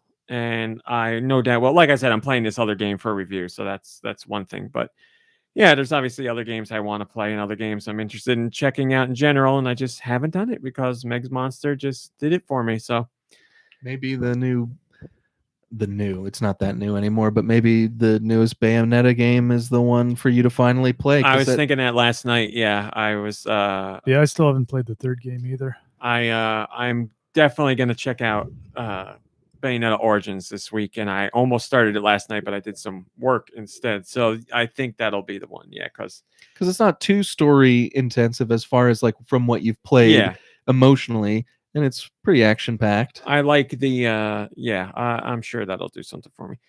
Questions. Send your questions to goninpod@gmail.com. goninpod@gmail.com. We are running a little low on questions. If you have a question and you want to send it there, that would be great. Forehandtump has a question. Forehandtump. Hey there, podcast crew. I've been listening. Nope, I've been visiting the site since early 2010. Me too. And I've listened to a few podcast episodes here and there over the years. Me too.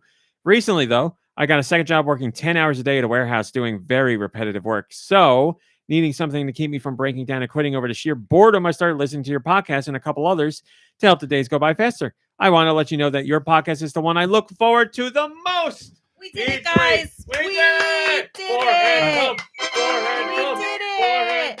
Forehandtump. I want to let you know that your podcast put me to sleep and I've been fired. This is our final podcast, by the way.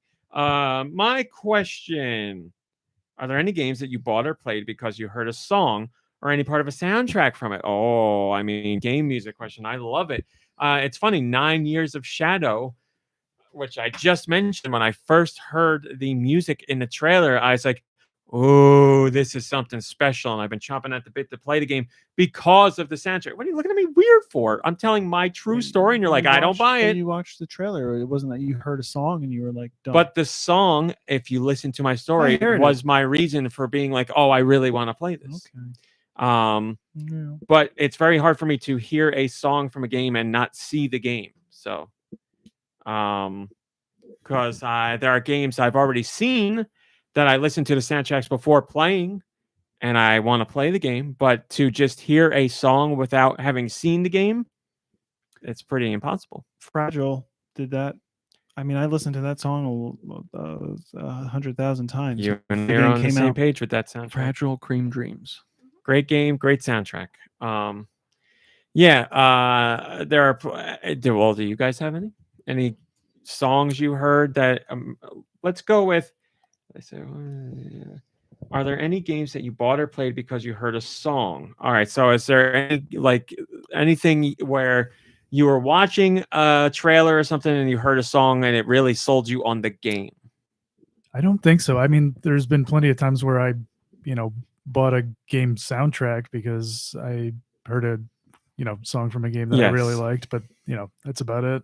Yeah, I've certainly seen trailers and heard music that made me way more interested in a game. That has happened, but Yeah, that's what I was gonna say. Like I was already on board with Yeah, Fragile at yeah. the time, but I did listen to that song. What did I say? 100 million times. you did. 100,000? Yeah, it's like Mega Man 9 when they first showed the trailer for Mega Man 9. I was like, oh my god, it looks like old Mega Man. But then when they did chiptune music, oh, this is so perfect, and like that, I was like over the moon about. So Yeah, I haven't played anything, but I do listen to a lot of video game music, and I've YouTube will take me down different rabbit holes. And there's this one classical guitarist on YouTube. His name's Sam Griffin. He's part of the Super Guitar Bros. Brother to Peter?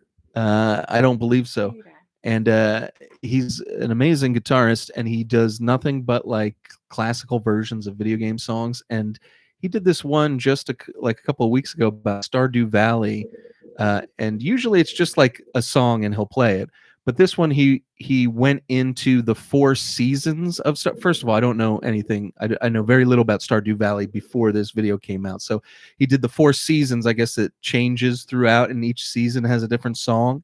And he played a little bit of each one and talked about them, and then like played his favorite, which was the winter theme. And I was like, this soundtrack is amazing. Mhm. Like, so I went and I looked at the game, and I was like, amazing. I'm not buying it, but terrific. I would if we're on Games Pass or something, I would try it out because of this music. And the same with Chrono Trigger. Obviously I've heard great things about Chrono Trigger, so I know I need to play it anyway. But he has a couple of Chrono Trigger songs on there, and I'm like, man, this stuff is awesome. I gotta play this game. And I'll always, because it's him with a guitar, so it's not the actual version. So then I'll always go and like listen to the real version of the songs as well. So it's been a cool way of getting into some video game music that I haven't gotten into. But as far as actually making the leap into a game I've never had any experience with, I've yet to do that, but only because I'm an old miser when it comes to money. Chrono Trigger is such a killer soundtrack. I mean, it's a fantastic game in every sense, but I play that on like the that 3DS or soundtrack, something. man. Kirby, Maybe. I know you are familiar with Chrono Trigger, but have you ever like Just a little bit. really played it, or no? Start to finish? Yeah. Okay. Yeah, So but I mean, it that didn't happen until I played the DS version. yeah, which was there's that one castle that you go to. I don't. It's a castle you go to where you're wandering out. I want to say in like. It's at the top of a mountain, and you think it's empty, but it's not empty, and there's a whole bunch of bad guys in there, and you have to like work up the left-hand side and the right-hand side of the castle to fight enemies, and then it opens up the middle, and I don't remember. Oh, who's you're in talking there. about what's his name? Yeah, it's like a major guy. Magus's Yes, castle? His castle. That Where music. you fight like his henchmen. And... Yes. That music in that castle, gave me such goosebumps when I played that game. Just the way that whole section is handled with that music. Oh, it's amazing. Also, there's that one song in the game. I forget where you hear it. You might be on like that outer wall of that dungeon. You know, when you're in prison and you have to work your way through the prison up and you're walking. yeah. It's I like love that part too. You hear there, it's like very ambient noise, but you hear like that in the background, and it like loops over and over. I don't know. There's just something about that where I'm like, man, this is really something special. It's just so cool. And it's that much better because it was a Super Nintendo. Super Nintendo sounded great in general, but Chrono Trigger really pushes the system to its limits. It sounds unbelievable. What a cool soundtrack. I was going to say the trailer for I see the Eastward. The trailer for Eastward when I first saw it, it was an animated trailer. The debut trailer was an animated trailer, so you're not getting really. You got a little bit of gameplay in there, but when I heard the music, I instantly was like, "I'm buying this game," and the music made me tear up. It was like that feeling that you know the phrase for that I never remember. I don't know how to pronounce it, but it's Anamoya. Yeah, that like I feel a nostalgia for a place or a time you've never experienced, and just that music and the game's visuals and everything tied together. I was covering it for a Nintendo Direct, and I paused the trailer because I was like, I want to post about this, and then I want to just do nothing but watch the trailer because I was like, this is incredible. So, game's got a lot of good music in it too. But anyway, there you go. That's on Eastward. That's on Games Pass. Maybe I'll look at that. It's very good. It is very good. I felt it was a little too wordy. Oh, but it never was mind. very Goodbye. good. And it's Zelda-esque. So it's like you know, it's an action Gameplay-wise, it's you're an saying? action RPG, yeah. More And fun gameplay wise than Meg's Monster. I mean, Meg's Monster I wouldn't say Meg's has Monster's much in the like an way of RPG, right? Or... It has some RPG elements to it, yeah, but like I said, there's probably less than 20 battles in it. Meg's Monster is a visual novel with some RPG window dressing. Eastward is a Zelda style game, but it is more text heavy than a traditional Zelda style game. But yeah, there's long dungeons you go through and solve puzzles, and it's a great mechanic of splitting up the two characters where you control them individually. Like one will get stuck at part of a puzzle and the other one is on another part of the map, and you have to go move around and then you connect them up. So yeah, if you like better when it was called Resident Evil 0. if you like Zelda style gameplay, then from a gameplay perspective, Eastward should do it for you. Yeah, definitely. Very cool. There you go. We also have a Patreon, MomBrain. Did you know that you could join the Patreon For $1. For $1. Oh, wait a minute. I almost screwed over. It's $2 now? I almost screwed over Forehandtump, and he gave us such a nice statement. He answers the question. He says, for me, it was Professor Layton. I had known about the series for a while. There were 3 games out at the time. I'd seen the trailers and the commercials, but it just didn't appeal to me. Then one day, I was reading a list somewhere about great things and games. Partway through the list, linked a YouTube video of Professor Layton's theme. Great theme, by the way.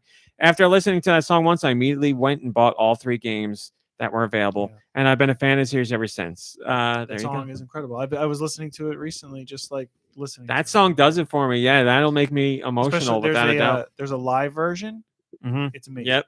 And we got a new game coming out. What's it called? The something of Steam? The new year of Steam. The Steam year. What's the little boy's name? Luke. Luke's a little bit more grown up here. Professor The story Layton he's in it. Oh. The story in this one is great. So the story continues where they left off. It's been a year since Luke and Layton split up. Luke and Layton. Luke went to America, and Luke has become like the notable detective in America, and nobody knows who Layton is. No. And Luke gets in touch with Layton. It's like, there's some kind of crazy stuff going on here in America. I need your help to figure this out. So Layton goes over and sees that Luke is like the big popular guy there. Ooh. So I like it. It's an interesting story. I like it. Layton's now the sidekick. I hope Layton's like an alcoholic, rundown, like depressed. What was the storyline where there was a second Luke? Oh, I Or maybe he'll be like Sherlock Holmes and he's like addicted to heroin. Professor Oh my Layton. God, Professor that'd be Layton amazing. and the New World of Steam is the name of the game. And that's America. I need to get my fix, you Takes yanks. place in America. It's supposed to be, America. I don't think it's going to be like, we're in Houston, Texas. It'll be something that sounds slightly offensive American Here, style. I have a hot dog and some French fries. Cowboy. Baseballville. Yeah, exactly. In the state of cowboyism. Yeah, you got it. That's what it'll be like. Yes, now Patreon. You did the jingle or the Billy. Now. Did you know you could join the Patreon For $1. for $1?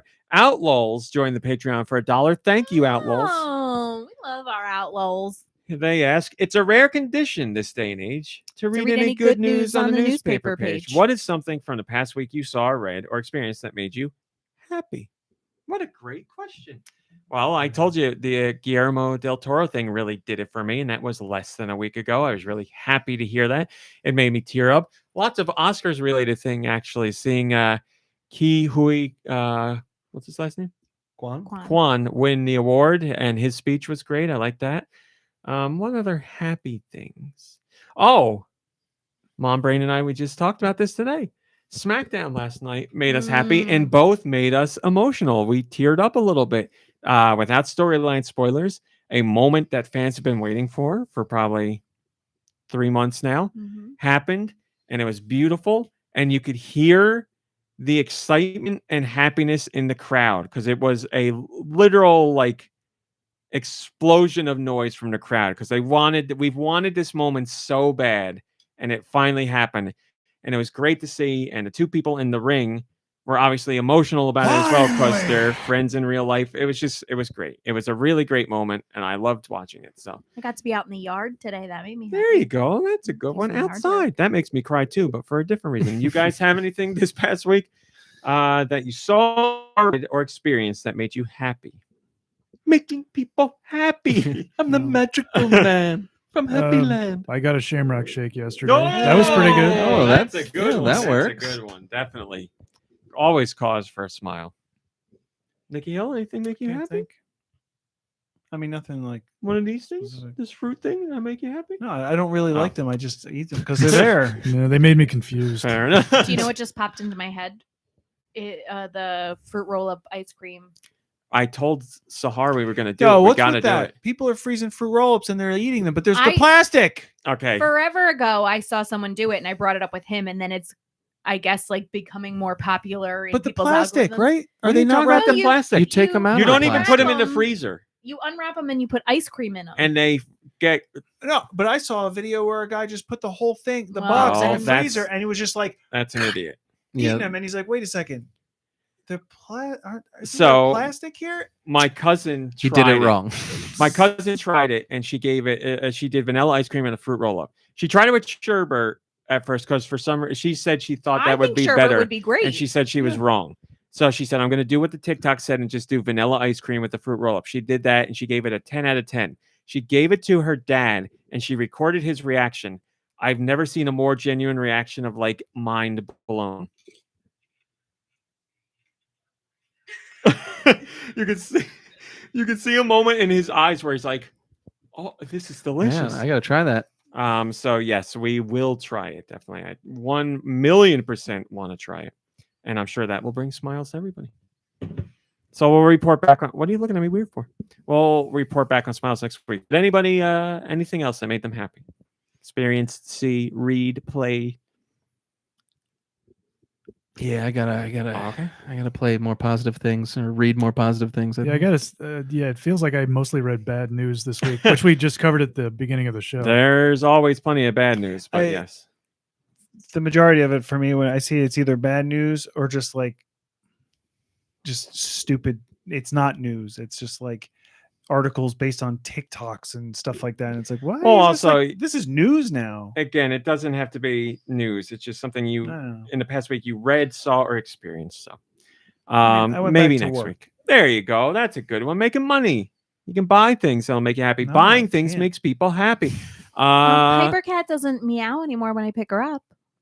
That's Aw. nice. Did you Saw take- her did you sleeping take out in her the tongue? or saw her resting on the avocado bed on the mattress in the living Oh room. yeah, that's something nice. that happened. Piper let me pet her on the head again. There you go. Nice. That's a good one. And it was great. She's making everyone happy. I tried Yeah. brushing her today. She was not so Not happy for with brushy that. brushy. No brushy today. All right. Let's do music. Send your music to goninpod@gmail.com. Goninpod@gmail.com. Put music in the title. Help MomBrain out. Makes your day that much better. Makes her happy. Hell. I got music. You want to hear it? You want to hear it? Oh. Do I have to be like careful with this? No, you should be okay. You can see it's a little. A little glonky. I was plugging in the iPad today and I dropped it while the plug was plugged in and it bent the aux cord a little bit. That's easy enough to buy a new one for. Bent the ox cord. My sister just sent me an Animal Crossing Thank TikTok. God it was you who did it. Right? He did it. It's like, Oh. yeah, that's easy enough to get a replacement. Oh God, no. Oh, nice. I saw that earlier. Animal Crossing: Last of Us. Wow. First song comes to us from Mikey3319.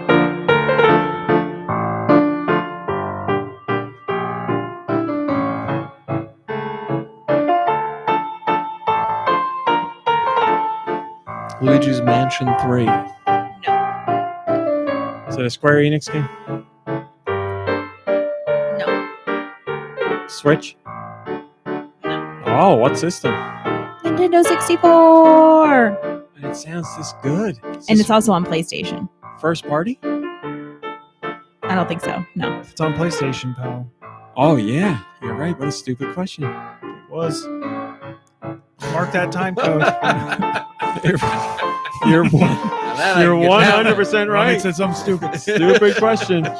Extra, raw meat acknowledges stupidity, hates video games / Nintendo. Doesn't know anything First about wrong Nintendo. thing he's ever said his entire Not a life. real gamer. Not a real gamer. Says he intends to be wrong moving forward. That was beautiful. Man. No Castlevanias.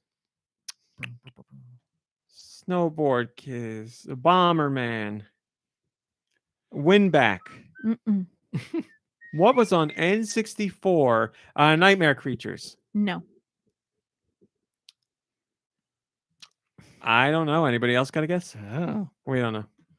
It was Mission Impossible. Oh, come on. You guys love that series. Oh. This next song comes to us from Jess I.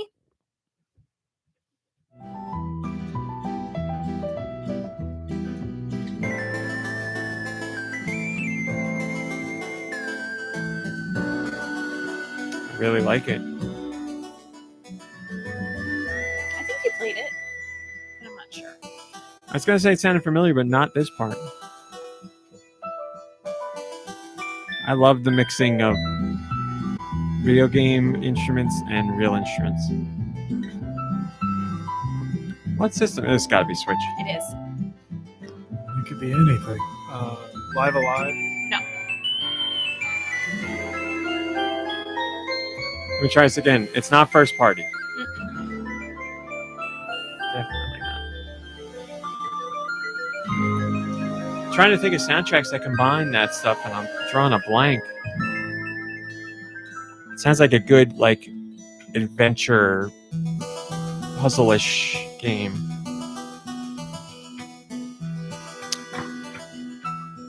I don't know.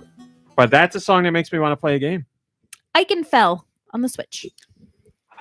Yeah, I've heck heard is of that, but that? I've never played it. Oh, I thought you played it. How's that even No. spelled? And it was from Jess I. This one comes from Storpus Corbin.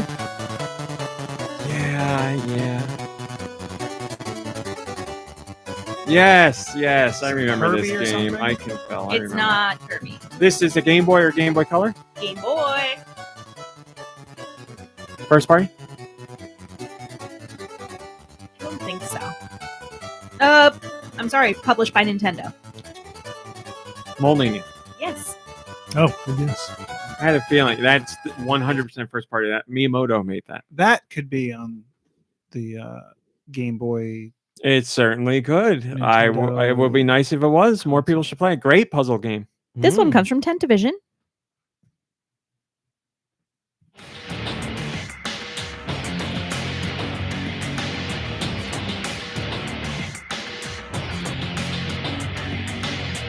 Prince of Persia. No.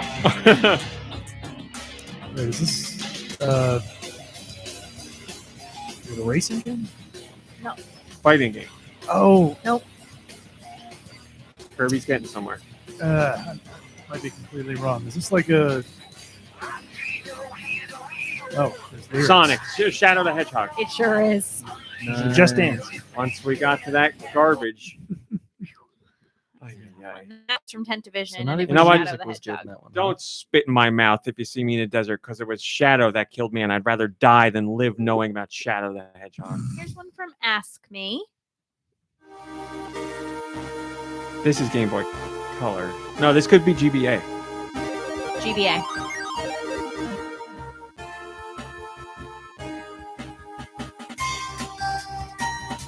I definitely know this. Is this a Castlevania? No. Is this a Mega Man? Nope. Oh. I definitely know. Is this first party? Nope. Did they do like a GoldenEye or like James Bond game for that? Neither of those. I know this. Yeah. Man, I really don't like the GBA sound chip, but I do like this song.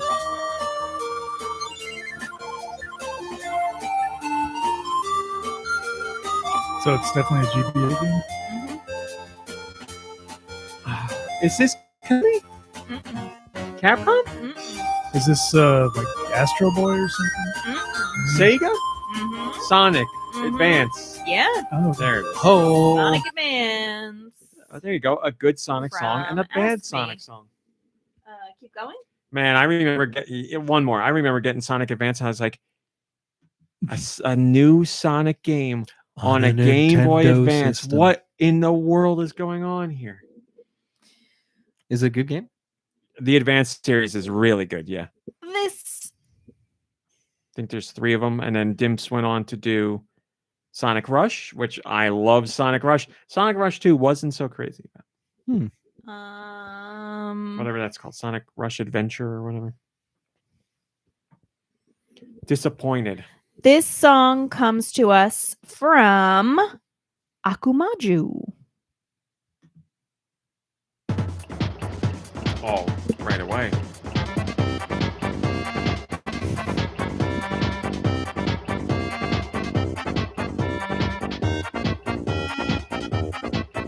I'm not gonna say the answer. You're looking at me? Squarely at you, uncomfortably at you. Why? Because it's from Super Mario RPG. Hey! Yeah, that had really good music. And now I finally know, after playing it, where the Super Mario There you go. RPG there is just something forest just for me. of illusion. Great, yeah, great soundtrack in that game. 6 out of 9. Hey, we did it. It's good. Dude, you got anything for us? I don't know. Oh my God! Something just came across the desk. Unbelievable Deux views. It's never news. Rumor of the week, starring Deux Michaels, ladies and gentlemen.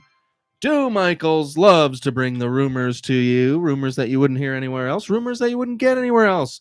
Rumors that only he could have come across his desk for $1. Ladies and gentlemen, we're usually doing rumors. This week, we're going to do something a little different. I don't have any rumors, but I do have a true story for us. Oh, So we're going to talk exciting. about a trumer for probably the first time in history. Ladies and gentlemen, we talked a little bit earlier about what Nintendo would and would not let their presidents do. One of the things that RMC said was that they wouldn't let them sell the company to Microsoft, and it actually turns out to be true. We've got proof, because it looks like Reggie didn't resign. He was fired because he wanted to sell Nintendo to Microsoft for a handful of NFTs and And a promise that no one would try to establish a union. exactly right. And Reggie, do you have any comments on this? it's true. game. Okay. And yeah, so that's the real reason we have Doug Bowser. But you know what? We're proud to have Doug Bowser, because he would never sell out the company to Microsoft, and he would never let us know what he wants in a new system, therefore spoiling what could come out next. What a good guy. Yes, and there's, if you look closely online, the photograph of Doug Bowser holding a Nintendo Switch, so we think he may have played a video game. At some point, yeah, maybe. It could be just photoshopped. But MomBrain, I meant to tell you this week, I was thinking about editing together a Reggie clip where he says, instead of the game is not fun, he says the union is not fun. I'm sure he said union at some point. So I'm sure I could make that for you. If anybody out there listening wants to make that, go right ahead. I'll gladly add it to the soundboard. The union is not fun. I've been invited to speak on behalf of my union in a fairly important group. Do you have a song to sing there? I don't, but you do. What? No, you do. Sing it. No.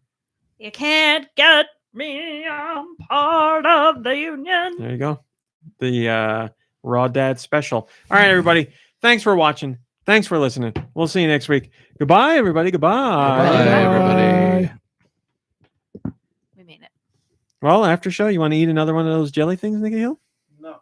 No more jellies. Anything anybody else wants to talk about? Anything you want to touch on? Any questions in the Discord you How got for us? excited are you for that ice cream? Very. I don't even remember what's in it, but I'm very excited. So What when a she pleasant texted me, surprise. I was like, well, we'll be doing the podcast until maybe like 6:15 or so, but you're welcome if you don't mind being on camera or recorded. You're welcome to just come anytime. And she was like, can I wear a mask? I really don't want to be on camera. And I was like, you do what you want. No wonder she looked like witness protection program. Yeah. Well, that was very nice of her, and I am very excited. Yeah, let me look up what's in that again. It's got to be so good, right? Yeah. It is ice cream. It's just the biscuits. Well, it's the same. Taste the biscuit. It's the same company that makes like mac and cheese ice cream. And shortbread. No, biscuits. it's not. No. It's a different company. Oh, it's not. Jenny's makes nice ice cream. Remember that peach cobbler one I got? Yes. And that's the ice cream they serve at the American Girl Cafe. Crumbly shortbread cookies and buttery sweet cream, salty, mouth-watering, Yeah, conversationalist. so Ooh. good. Well, I'm not going to eat the whole thing. I'll share with everybody, obviously. The shortbread cookies that I I had just gotten. want one bite. Of course. Did you tell her that I'm the one who told you about the show, that the show exists because of me telling you? I did not. And I tell should her be that. enjoying the ice cream? I knew the show existed. You told me it was good. Joe Shabadoo says, "Did you ever get the true ending of Shovel Knight Dig?" I don't believe so. No, doesn't. I don't. Does remember Shovel anything. Knight take off his clothes? Like, depending how quickly you beat the game, more of his armor comes off. Oh my God, Ice Dilbert. I haven't thought. What time does WrestleMania start? No, it's 7:00, isn't it? We should be okay. Ice Dilbert says, "Are you thinking Showtime will be different for Saturday, April 1st for WrestleMania?" No, we should be okay. I think it's 7:00 on both days. I'm very excited for this It's WrestleMania. so funny if you had forgotten when WrestleMania was. It's like I on The know. Simpsons when they're in church, and it's funny if you had forgotten when WrestleMania was. It's like I on The know. Simpsons when they're in church, and it's like only 2 people are in church because it's Super Bowl Sunday, and he's like, "Well, I'm glad that some of you resisted the temptation to watch the game." The guy's like, "Oh my God, I forgot the game," and he like runs out. I know the days. I didn't think. I thought they both started at 7 p.m., but I could be wrong. It's nice that they're both I like how you specify PM. 7 p.m. start They time. start at 7 p.m. Guys, want to come over for WrestleMania? It starts at 7 p.m. I'll put a cup of coffee on because it's an early one. Well, to be fair, It's like our the kid who friends will calls be like, everyone by their "It last starts name. at 7. I'm in bed by now." So I just like how it's like 7 p.m. I don't know. I think it's cute. I told Rami this week, that there's something that he says that I think is so cute, the way he says it. it's not anything that I say weird. I don't know why. No, but it's just I don't even cute remember when what Let it you was. talk us be about the it. judge. What's your favorite? What do you eat? Your favorite meal? It's in the freezer right now. Oh, cheese sandwiches. Cheese sandwiches. It's the way he says Right? sandwiches. Yeah, you're right. It's not that cute. Thank you. It's adorable. Cheese sandwiches. Just say sandwich, and she thinks He's that the so way I say cute. sandwich Look is at how cute. precious. There's just too many questions. See, Why I is- don't have that's why time he's the to precious boy. focus on the preciousness or the cuteness because I'm wondering why there's cheese sandwiches in the freezer. That's what I'm That's where wondering. you keep them. They're Hot Pocket Deli witches. And for Oh, the okay. record, I make homemade ones as well. Like everything he consumes is not frozen from the freezer. Who cares? I don't care. I care. Okay. It's clear that you don't care. Do you know something Everybody else I else eat? cares. I do. Farts. Mm. We talked about it last night. Pussy. Whoa. Sorry. I don't know. No, we didn't talk We about did that not last talk night. about that last night. Yeah, I don't. Oh boy. We talked about it last night. Dag nabbit. What the How about hell? this? Here's the next hint. You got annoyed. Well, I mean, You That's asked a us long to, list. You asked us to Yeah. stop talking about it. oh well, that okay. You carrots and broccoli, but it was. You eat carrots and broccoli? I do eat both. We had carrots yesterday prepared a I special just- way, and I didn't like them. I felt like the carrots were being maligned because here's the thing: like carrots, you wash them and you peel them and you eat them, Broccoli. and they're like they got a little sweetness to them. But the second you cook them, they don't taste as good to me. Whereas broccoli, yeah, you could wash it and eat it, but like you got to dip it in something, or you roast it, or you cook it, or you do something, and it tastes way better than a carrot does. So like I was just trying to say that, you know, there's a lot more than just what's your favorite vegetable. It's how is it prepared and all these things. And I was also like a little just I guess defending the carrot because you said that it tasted like dirt and earth, and like I don't taste that I when never I taste. said that. That was Adam. I said they tasted sweet and like grass. Well, okay, grass. Yeah, grass. Grass is sweet. I don't taste that, but you are the super taster, so that's fine. I just I don't know. I just thought it was like I thought it was the flavors were being misconstrued. It's not that a carrot is my favorite thing in the world. Yes, I would not say they taste like dirt. I disagree with that, but Adam and I both do not Unless you like forget to carrots. wash We them. say they're bad vegetables. I thought you Highly just Tom said says you do eat carrots, but you didn't like I them last eat night. them. I don't like them. Yeah, I tried them another way because Adam and I both agreed. We were like, you also have to chew carrots a million times before you're ready to swallow them, and it's not. None of it is worth it. The flavor's not good. Chewing a lot is annoying.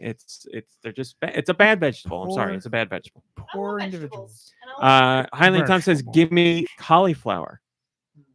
Give me cauliflower till I'm collie dour. That makes And no so sense. Beaver Hasn't says broccoli is the best vegetable ever.